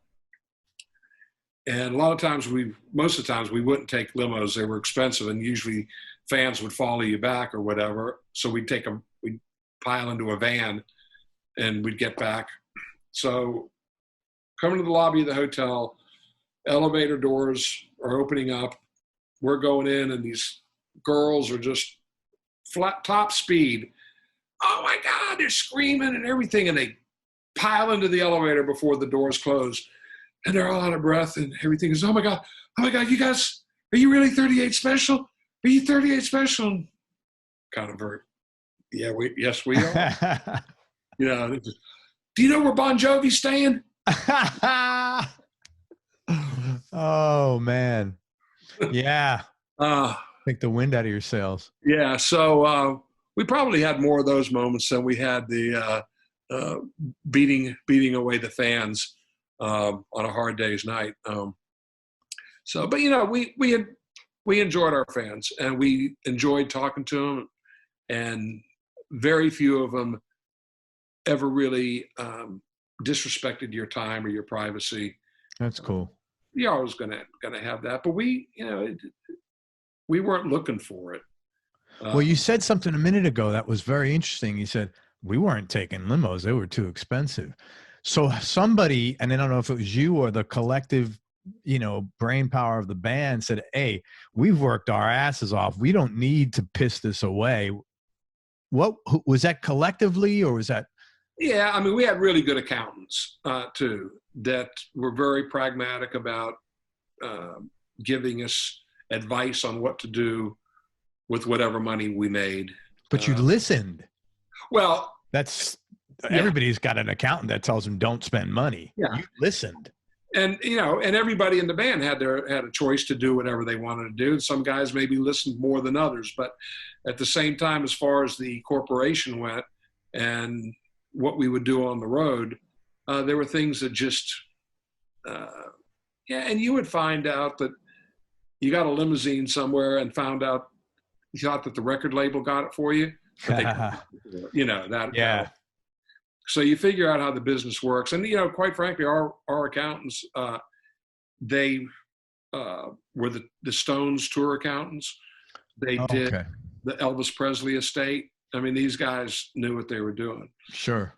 So they taught us everything about what you could do to invest your money in an IRA or Keogh or whatever, and explaining how, back then we were at a 50% tax bracket, and explain the concept of, for every dollar you put away, the government's going to subsidize half of that. And it's like, some guys didn't understand it, some guys did, but all in all, we were lucky. And a lot of what we learned too, Craig, was we came a little bit later than the years of excess, if you want to. Yeah. And we were at the tail end of the Southern rock movement. We were the new, we went into the 80s and had our success. But we also learned from experience of playing with bands and artists prior to that, watching them either completely blow their money or getting so screwed up they could barely walk on stage, no matter how, and I'm not going to mention names, it doesn't matter. You don't have but to. We went, you know what? People said, hey, did you guys party?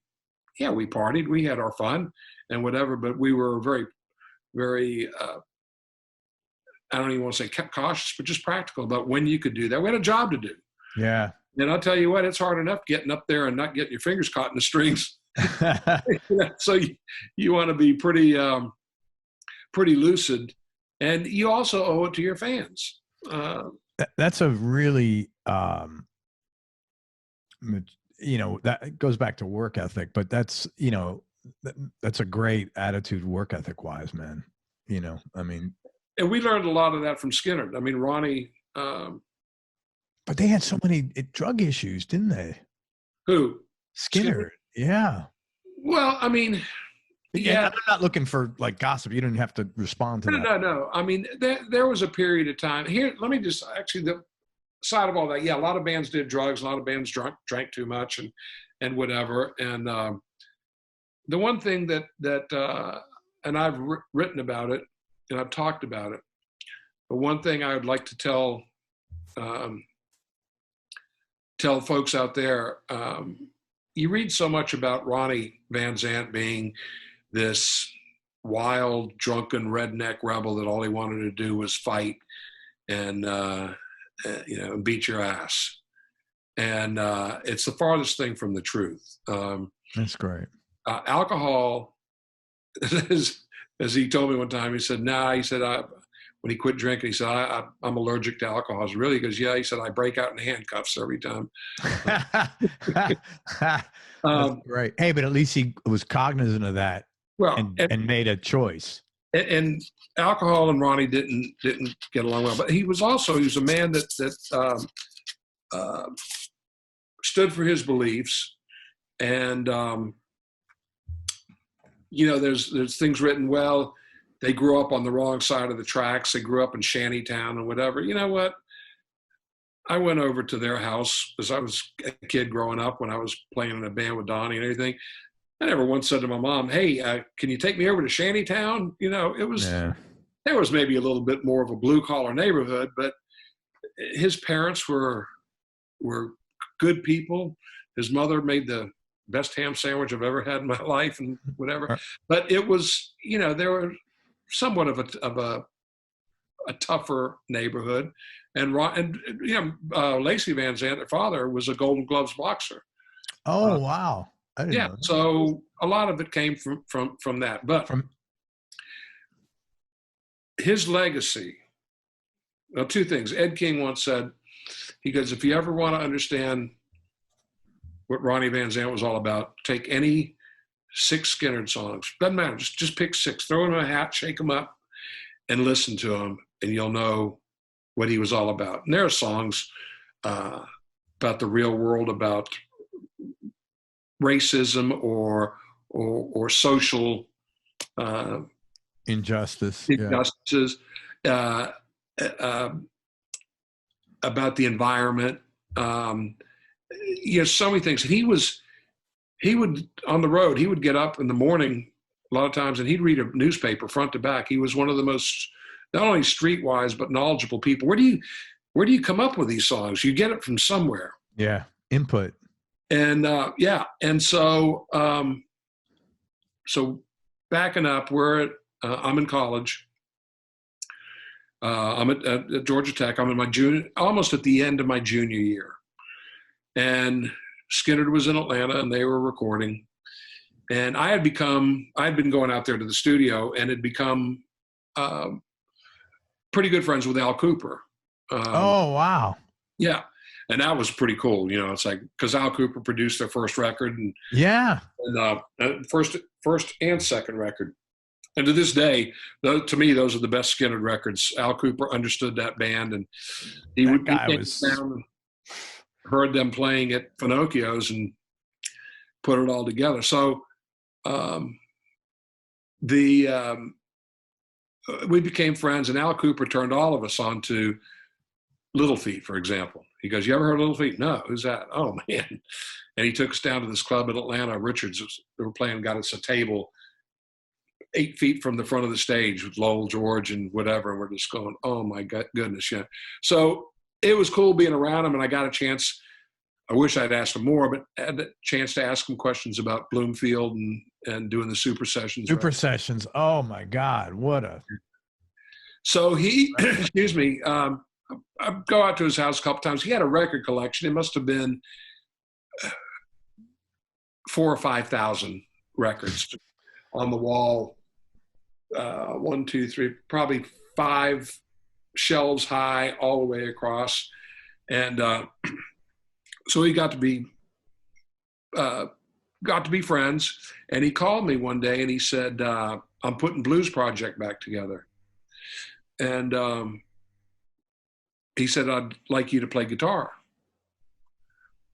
And I'm going, oh my gosh, again, Al Cooper is asking me to play something. And I said, let me think about it. And I was like, I couldn't sleep. I had a year of school to go. I was going to be a senior and get my degree, and I'm done, and it's behind me. And I couldn't ask my parents. It wouldn't have been fair. I mean, they would have probably said, son, it's your life and do what you want. But here they've put me through school for 3 years, and I'm going to just go, nah, finish it or whatever. And I literally was getting sick to my stomach to try to figure out what to do or what to say to him. Who did I call? Ronnie Van Zant.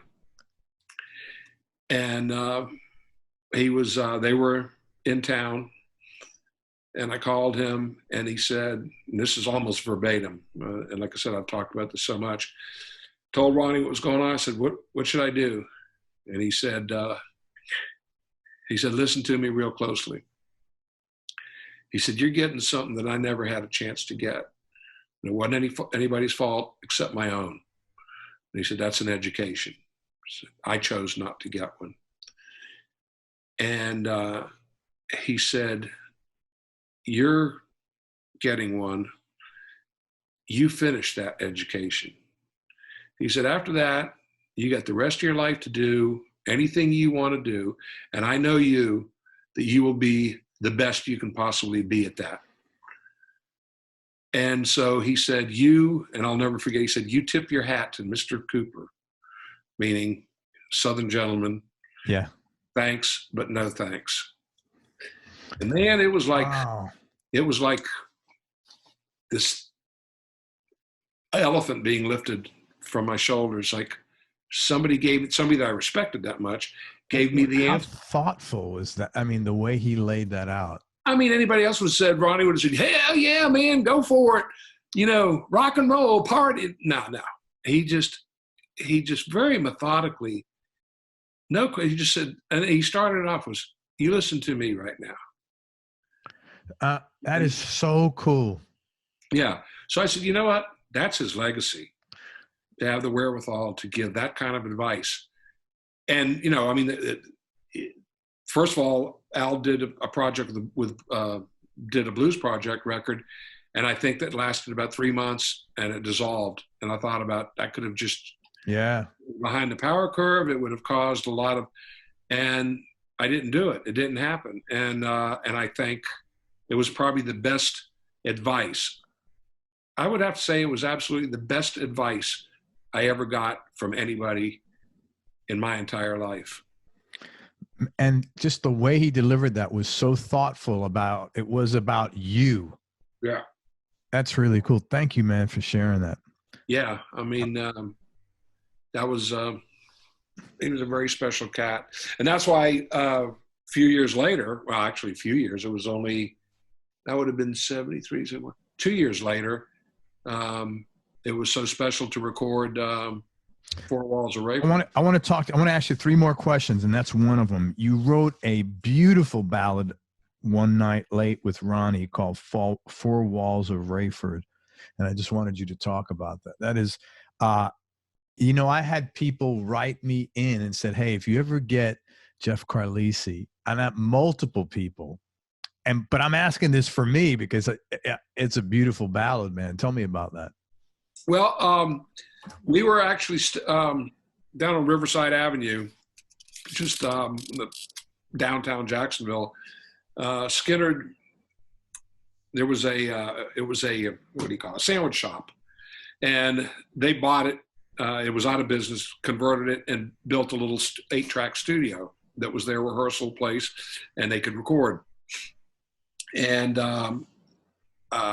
we had the space next door, which we used to rehearse. And Ronnie loved country music and big Merle Haggard fan and whatever. And he always wanted to do some side project doing some country music. And he'd written a song called When You Got Good Friends Like These. And so he got a collection of both bands. I think Larry Junstrom, our bass player, played bass. Steve Brookins played drums. Don Barnes played guitar. And I believe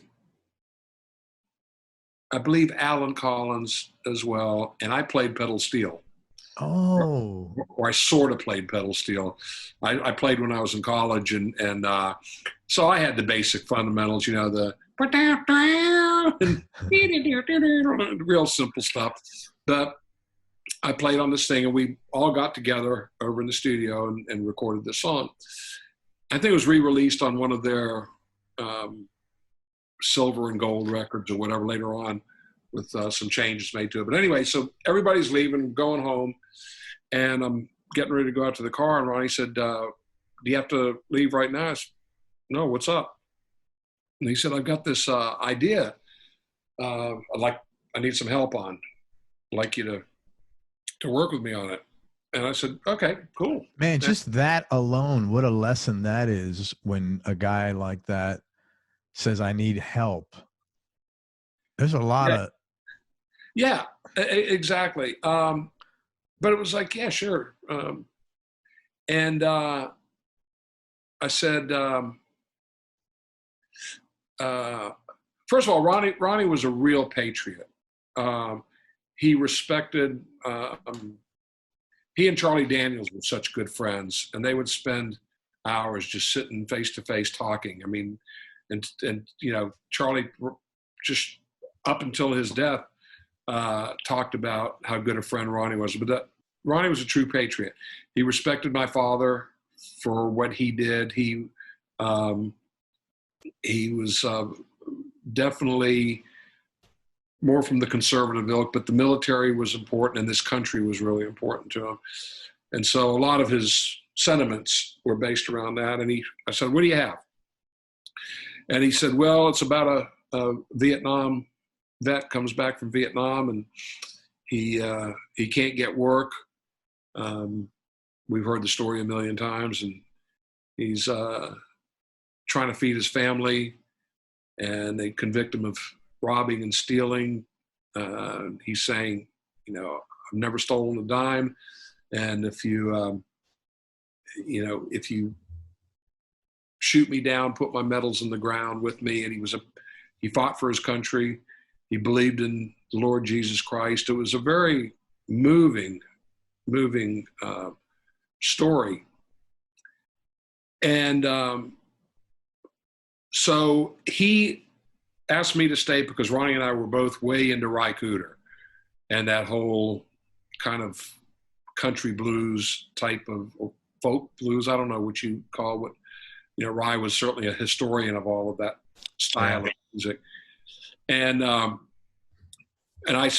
was playing a lot of that style of slide. Anyway, so he's going over the lyrics with me so I can get the feel of, and he's singing, "Well, them 4 walls of Raiford closing in on me, doing 40 years late 45 hard labor for armed robbery." Anyway, and he's going through it, and I'm listening to the story, and he gets about, I don't know, a couple of verses in, and he stops and just kind of stares at the ground, gets pensive and quiet. And I'm not saying anything. I'm just, you know, waiting for him. I said, finally, I said, "Did you forget the lyrics?" And he said, "Yeah, they'll come back to me in a second. They'll come back to me." And I said, just like out of, I don't know, I don't want to call it ignorance. It was just out of, why don't you where's your notebook? Get your notebook and look at the lyrics. And I said that. I said something, "Why don't you look at your notebook or get your notebook?" And he looked at me like I had just landed from the planet Jupiter or something, and just had this look on his face. He says, "I don't write anything down." Wow.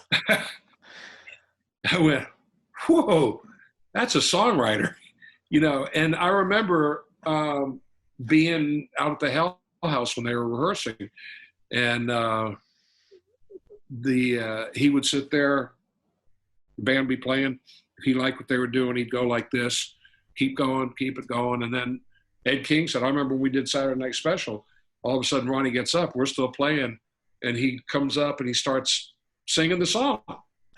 Yeah, in his head. And Ronnie always said, he goes, if a song's not worth, let's see, if the song's not worth remembering, then there's no point in writing the words down if you're going to forget anyway. But that's, wow. It was like, so it took my breath away. It's like, oh my gosh. And again, verified years later, Ed said, the only time Ronnie ever wrote a song down, lyrics down, as if they needed it for publishing sheets or for the liner notes on a record sleeve, if they were going to put the lyrics. But he just remembered all the songs. They lived within it. The songs lived within him. And wow. So anyway, it came back to him, and I looked over. I got the gist of where he wanted to go with the song, and I looked in the corner, and Gary's dobro was sitting in the corner of the studio. Everybody else had gone, except Kevin Elson was still there, the band's engineer, and so I picked up the dobro and did an arrangement with Ronnie, and we went out in the studio. Kevin just dropped a microphone between the two of us. A Neumann, whatever, 2 stools facing each other. And Ronnie had a bottle of Jack Daniels and said, take a sip, take a swig. He took one, we ran it down. Few clams here and there trying to figure out the thing. And I don't know, probably took us 5 takes or so. And no punching in or anything like that. It was live. Live, yeah. We just did it, and it was really, really special. Oh. Years later, it came out on one of the plane crash records, and I was glad that the song came out, but I was so disappointed because Tom Dowd had taken it and he put overdubs on it. Billy put a piano part on, and Gary put a guitar part on, and what Ronnie and I did, that intimacy was lost. But but it's on YouTube somewhere, I'm pretty sure. Here's what happened. So I was still grateful and whatever, and said, boy, it's too bad people can't hear what we did that night. So I'm playing, I don't remember what year it was, but with 38, sometime in the probably very late 80s, maybe even early 90s. And we were in Wichita, Kansas, and this kid comes up to me after the show. He comes up back behind backstage, or as we're leaving. Mr. Carlisi, hold on for a sec. Stopped to say, hey, how you doing?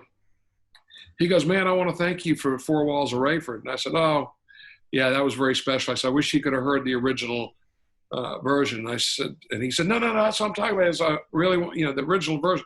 No, you haven't heard the original version. And I'm explaining that overdubs, and he's like getting more and more adamant. I mean, if he could have, he would probably go, listen to me, And he finally convinced me. He goes, no, the box set just came out. The original version of the way you and Ronnie recorded it is on the box set, the Skynyrd box set. And man, the next morning, next town we got to, whatever, I couldn't get to a record store fast enough and buy it. And I was so pleased. And since then, I've gotten, people I know, emails. Liberty DeVito said that's one of the coolest things I've ever heard. It's so pretty, man. It really was special. So yeah, that was that's definitely one of the music highlights of my life. Recently, I mean, literally last week, there's an auction house in Houston called Backstage Auctions, and a friend of mine said, hey, did you know that Kevin Elson's auctioning off a bunch of tour jackets and stuff, and includes a 1/4-inch reel that says 4 Walls of Raiford demos? And I'm going, you got to be kidding me. So I went, and sure enough, there's a reel, and I called the guy. It says on the thing, it says demos, plural, 4 Walls of Raiford. So there's other 4 tracks that you did. Well, I didn't know whether it was yeah, exactly. In other words, I didn't know whether it was maybe that other song that I played pedal steel on plus Raiford, whether it was the other 4 or 5 takes. Yeah, that took. And So I called my friend Kevin. I said, Kevin, what was on that? And he goes, I don't remember. And I said, well, it says, and he goes, here, call the guy. He goes, did you want that? He said, I'd given it to you if I'd known you wanted it. I said, yeah, another. Yeah. So, and the reason why is because if it had been that, there might have been some dialogue between me and Ronnie between takes. He just let the take, you know, it'd have been just historical purposes. So I put a bid on it immediately and with a ceiling on it. And I called the guy and he goes, we don't know what's on it. I said, what do you mean you don't know what's on it? You say that it's, well, that's what Kevin said. And he said, you play all the stuff. He goes, well, we can't play that because, this is my frustration. He goes, we can't play that because it's a 10-inch reel. It's an Ampex 10-inch reel, a 1/4-inch tape. I said, what do you mean you can't play it? There's studios in Houston that'll have that'll play it. It's not any big deal. And I called Rodney Mills, and he said, I got one of those machines in my basement. And he said, we've even got facilities to bake the tape if it needs to be baked, because, you know, when it gets old, the oxide starts falling off. And he said, if you win the bid, he said, we'll take care of it for you. Anyway, make a long story short, the guy said, if you win the bid. I said, well, you got to understand. I said, if I win the bid and it's just the one mix that I already have, and he goes, well, then you can talk to Kevin and you can get your money back from us and whatever. Long story short, I didn't win the bid. Someone else got it. I'll never know whether it was anything else on there at all. It's confident you couldn't find out who won it, or? Nah, I didn't even pursue it. I could probably call the auction guy and he could ask the guy who won it, which he may just keeping it for posterity. The thing about it, we were trying to, when I was talking to Kevin, it could have possibly been, in other words, the other song they recorded on their 8-track machine and then mixed it down to a 2-track. But with Raiford, there would have been no reason to use 8-track tape for one microphone hanging between me and Ronnie. You just go straight to get the levels, balance the dobro with the vocals, and send it straight to a 2-track. Oh, so it might not even, yeah. So who knows what it is? It might have been all 4 or 5. He said, I may have used a piece of the 8-track tape. He said, I have no idea. So you and me will never know. Yeah. People out there. Only the only guy that might know is the guy who won it, and if he played it. If he played it. Yeah. But anyway. Great story, man.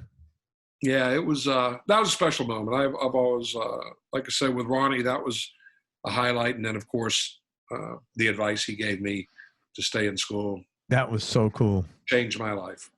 Could have changed my life for the worse, but it was for the better. Yeah. All right, 2 more questions. Best decision you ever made? Listening to Ronnie. Ah.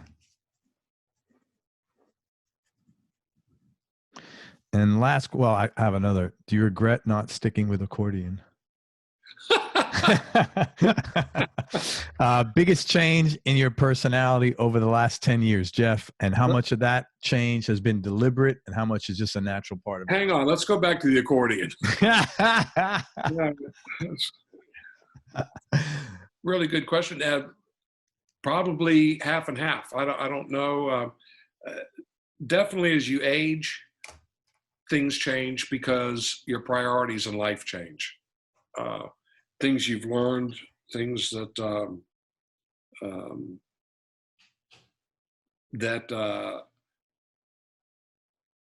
are not as important to you as they once seemed, just from experience, and that comes with age. There are things that I have constantly, and to this day, I constantly have to just, okay, enough. And it can be, like we were talking about before, dwelling on the past for whatever reason, or dwelling on the future. The one thing, I don't have a lot of regrets as far as the what ifs. What if I had given this a shot? Or, one of the greatest, who knows, anything could have happened in my career in music. I would have eventually had to say I gave it a shot, but at least I did without always wondering what might have happened. But, it worked out. And I have a lot of friends that musicians that are still working at it, and it's great. But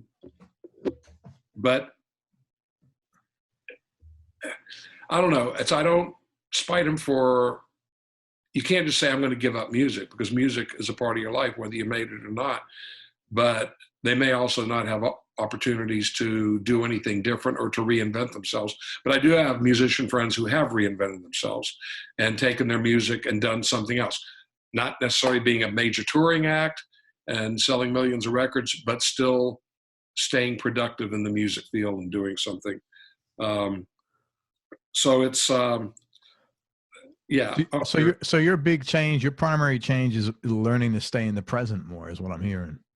Yeah, absolutely. One day at a time. Yeah. And, using all the things that I've always learned, never give up. But yeah, staying in the present. Today is now. Tomorrow's another day. Yeah. When tomorrow comes, I'll deal with it. So far, so good. Yeah. And definitely not looking back. It's always okay to set your goals for the future if you want to set goals.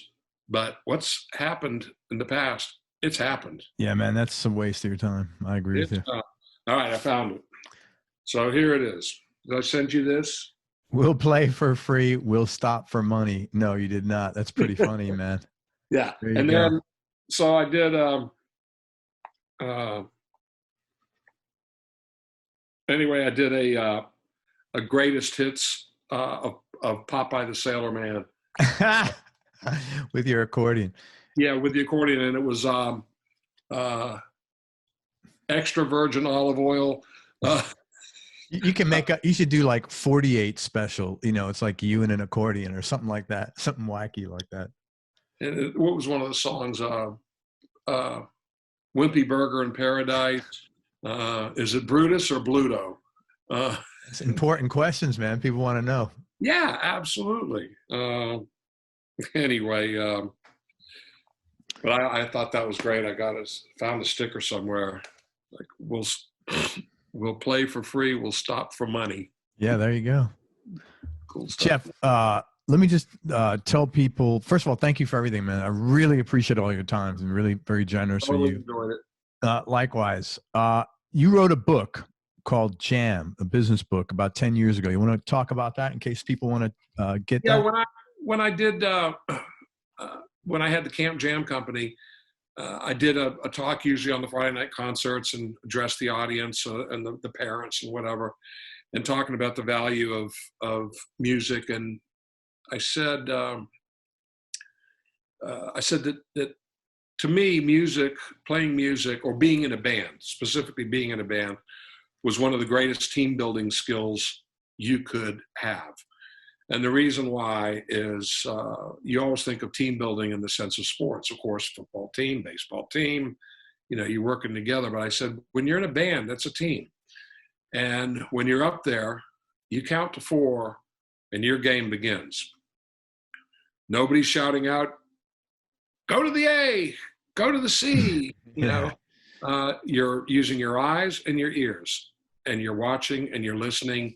And that team is creating a product that's very tightly, well-oiled machine, so to speak, or we hope it is anyway, without an assorted clam thrown in here. Sure. There.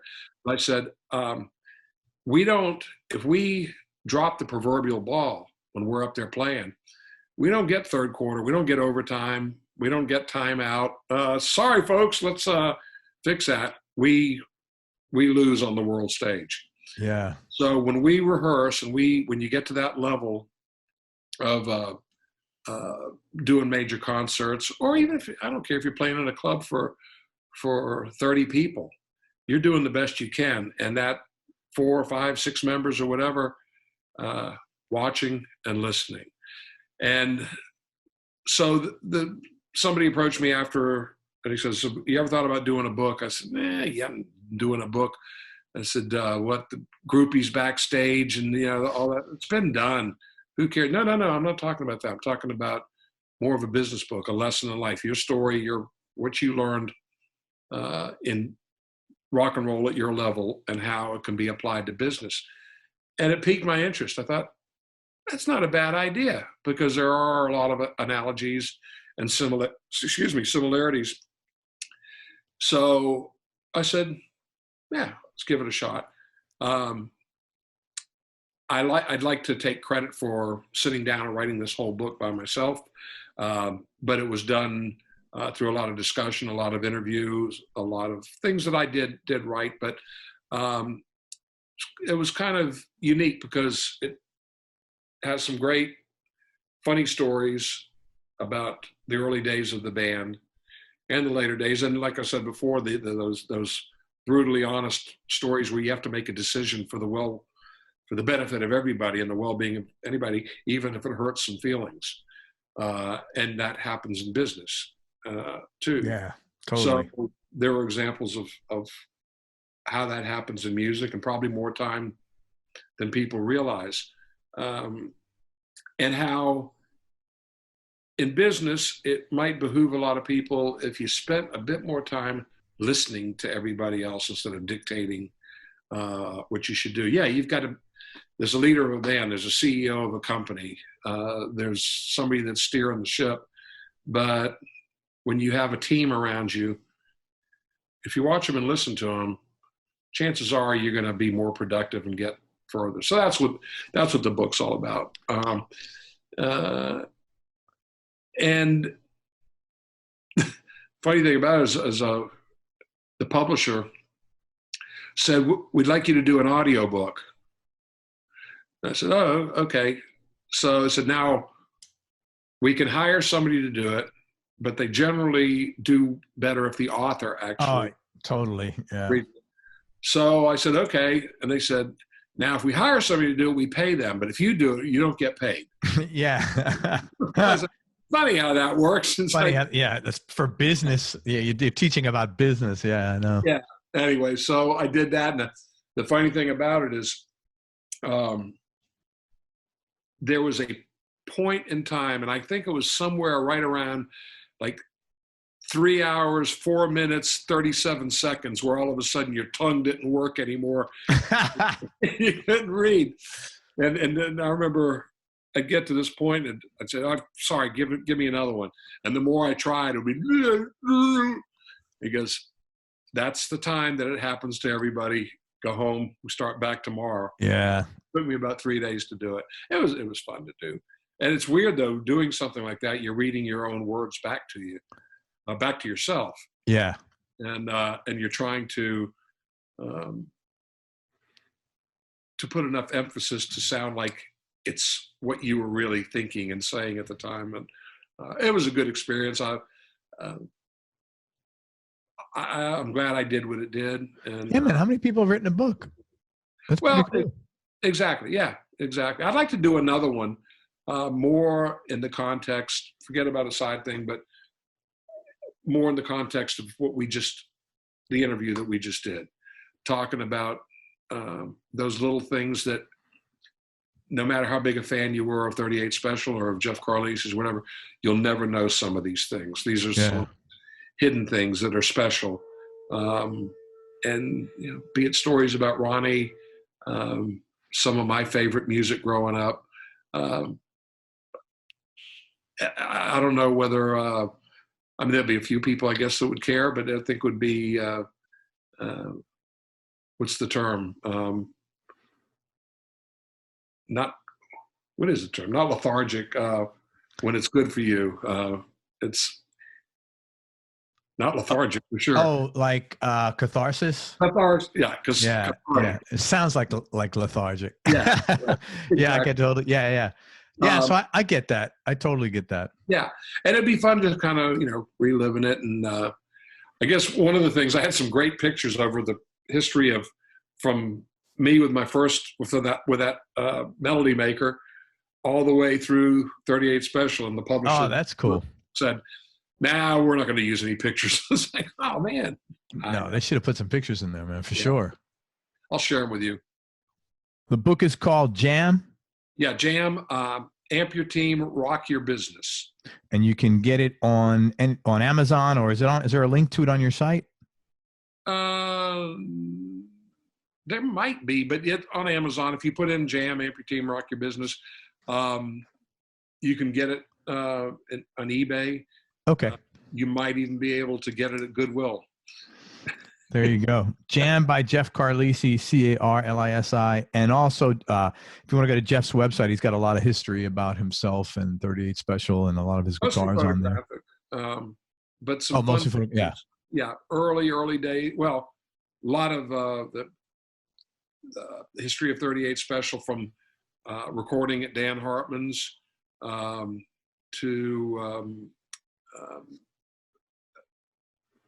actually even before that, my college days, some of my early bands, all the bands leading up to 38 Special that I was in. So it's just kind of a fun thing. Is it true you can get a signed Jeff Carlisi T-square? A signed Jeff Carlisi what? T-square. You know, those things that they measure? You know what? A friend of mine that I went to college with years later, he invited me down. He lived in Atlanta, and he was working for an architectural firm. And we were in high school together and in college together. So he says he had been to some shows. He said, I'd like to invite you down, buy you lunch. You can see how architecture has... see what you're missing as you're going back to play Madison Square Garden. So I said, that sounds great. Had a good time. And I went down there, and I walk into this room. There's all these drafting tables. And I said, where's your T-square? We don't use T-squares anymore. And it was all these wired, automated things and it was like, yeah. And that's why when after a few years, when radio DJs or anybody would say, hey, it's great, you've got that degree in architecture, you've always got something to fall back on. I'm going, dude, man, I'd have to go back to school again and learn all over again. That's a long time ago. Yeah. Generally, after someone sells 12 million records, you don't usually worry about falling back. It's like at that point, man, it's... Well, yeah, exactly. But, it's... my college experience was phenomenal. You really learn to be independent, to meet new people. A guy that I actually played in a band with, called Plasma. He was a keyboard player, a guy named Steve Goldman. And I finally, through internet and Googling and searching and everything, reunited with him, found him. Oh, that's cool, man.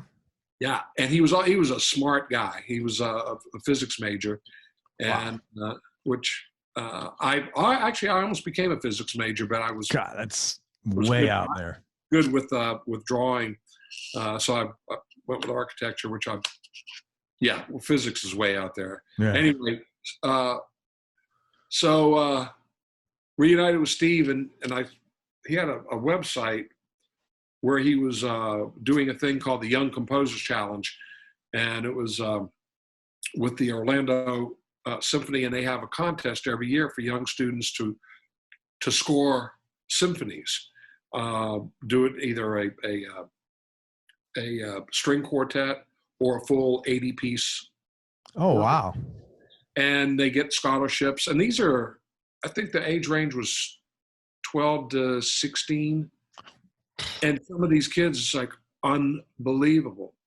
But anyway, so a guy contacted me that had interviewed him, and he wanted to talk to me about, he goes, Steve Goldman told me about what happened to you. You played in the band together and you did pretty well. I said, you got in touch with Steve Goldman? I said, give him my number. So called, and the whole time I'm thinking he stayed in music and just got in this classical thing. Well, basically on your computer, you've heard of RAID, random access.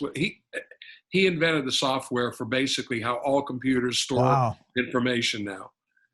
And he sold the company for like $250 million or whatever. Wow. And I said, so do you consult or whatever? He goes, nope, sold it all, got complete cash, went back to music. Good for him. Yeah, exactly. Good for him. That's awesome, man. Really cool guy. So that was fun. And he's a huge Beatles, not only fan, but historian. So we talk about cool. quite a bit. And I shared my stories going to Liverpool. Oh, that's cool. That's nice, man. You playing the Cavern Club? Well, I went just to go and take a tour and go to John's house and Paul's house and see the Cavern. I wasn't performing. By happenstance, I got through a contact, I got to have lunch with Colin Hanton and Len Gary, who were two of the original Quarrymen. Oh, that's cool, man. Yeah.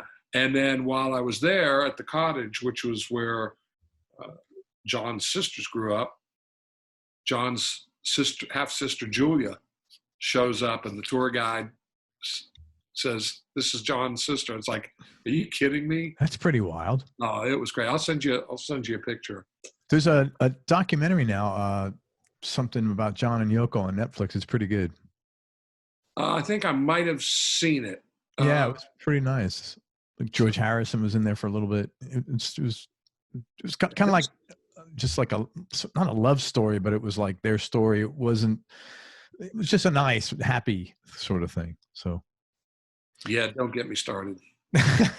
Listen, thanks for everything. Hang on one second. Let me wrap up. I really appreciate your time, Jeff. It's been great talking to you, and thanks for being so straightforward and cool with everything. And if I can help you with some suggestions of other people that I think you'd enjoy talking to, you just holler. I will. Hang on. I'll ask you for that right now, man. Everybody, thank you so much for listening. If you enjoyed this, please share it on your social media channels. We appreciate your support. Thanks very much to Jeff Carlisi for all of his time and candor. If you're interested in Jeff's business book that he wrote, it's pretty interesting. It's called Jam. And just look up Jam and Jeff Carlisi because there's a big sub-headline with it. You'll either get jelly or you'll get a business book. So it's the business book. And also, if you want to see a photographic history of a lot of the stuff Jeff's done, go to his website, jeffcarlisi.com, Carlisi. And most important, man, especially nowadays, remember that happiness really is a choice. So choose wisely. Be nice, go play your guitar, and have fun. Till next time, peace and love, everybody. I am out. Jeff, thanks so much, brother. I appreciate everything. You betcha. Anytime.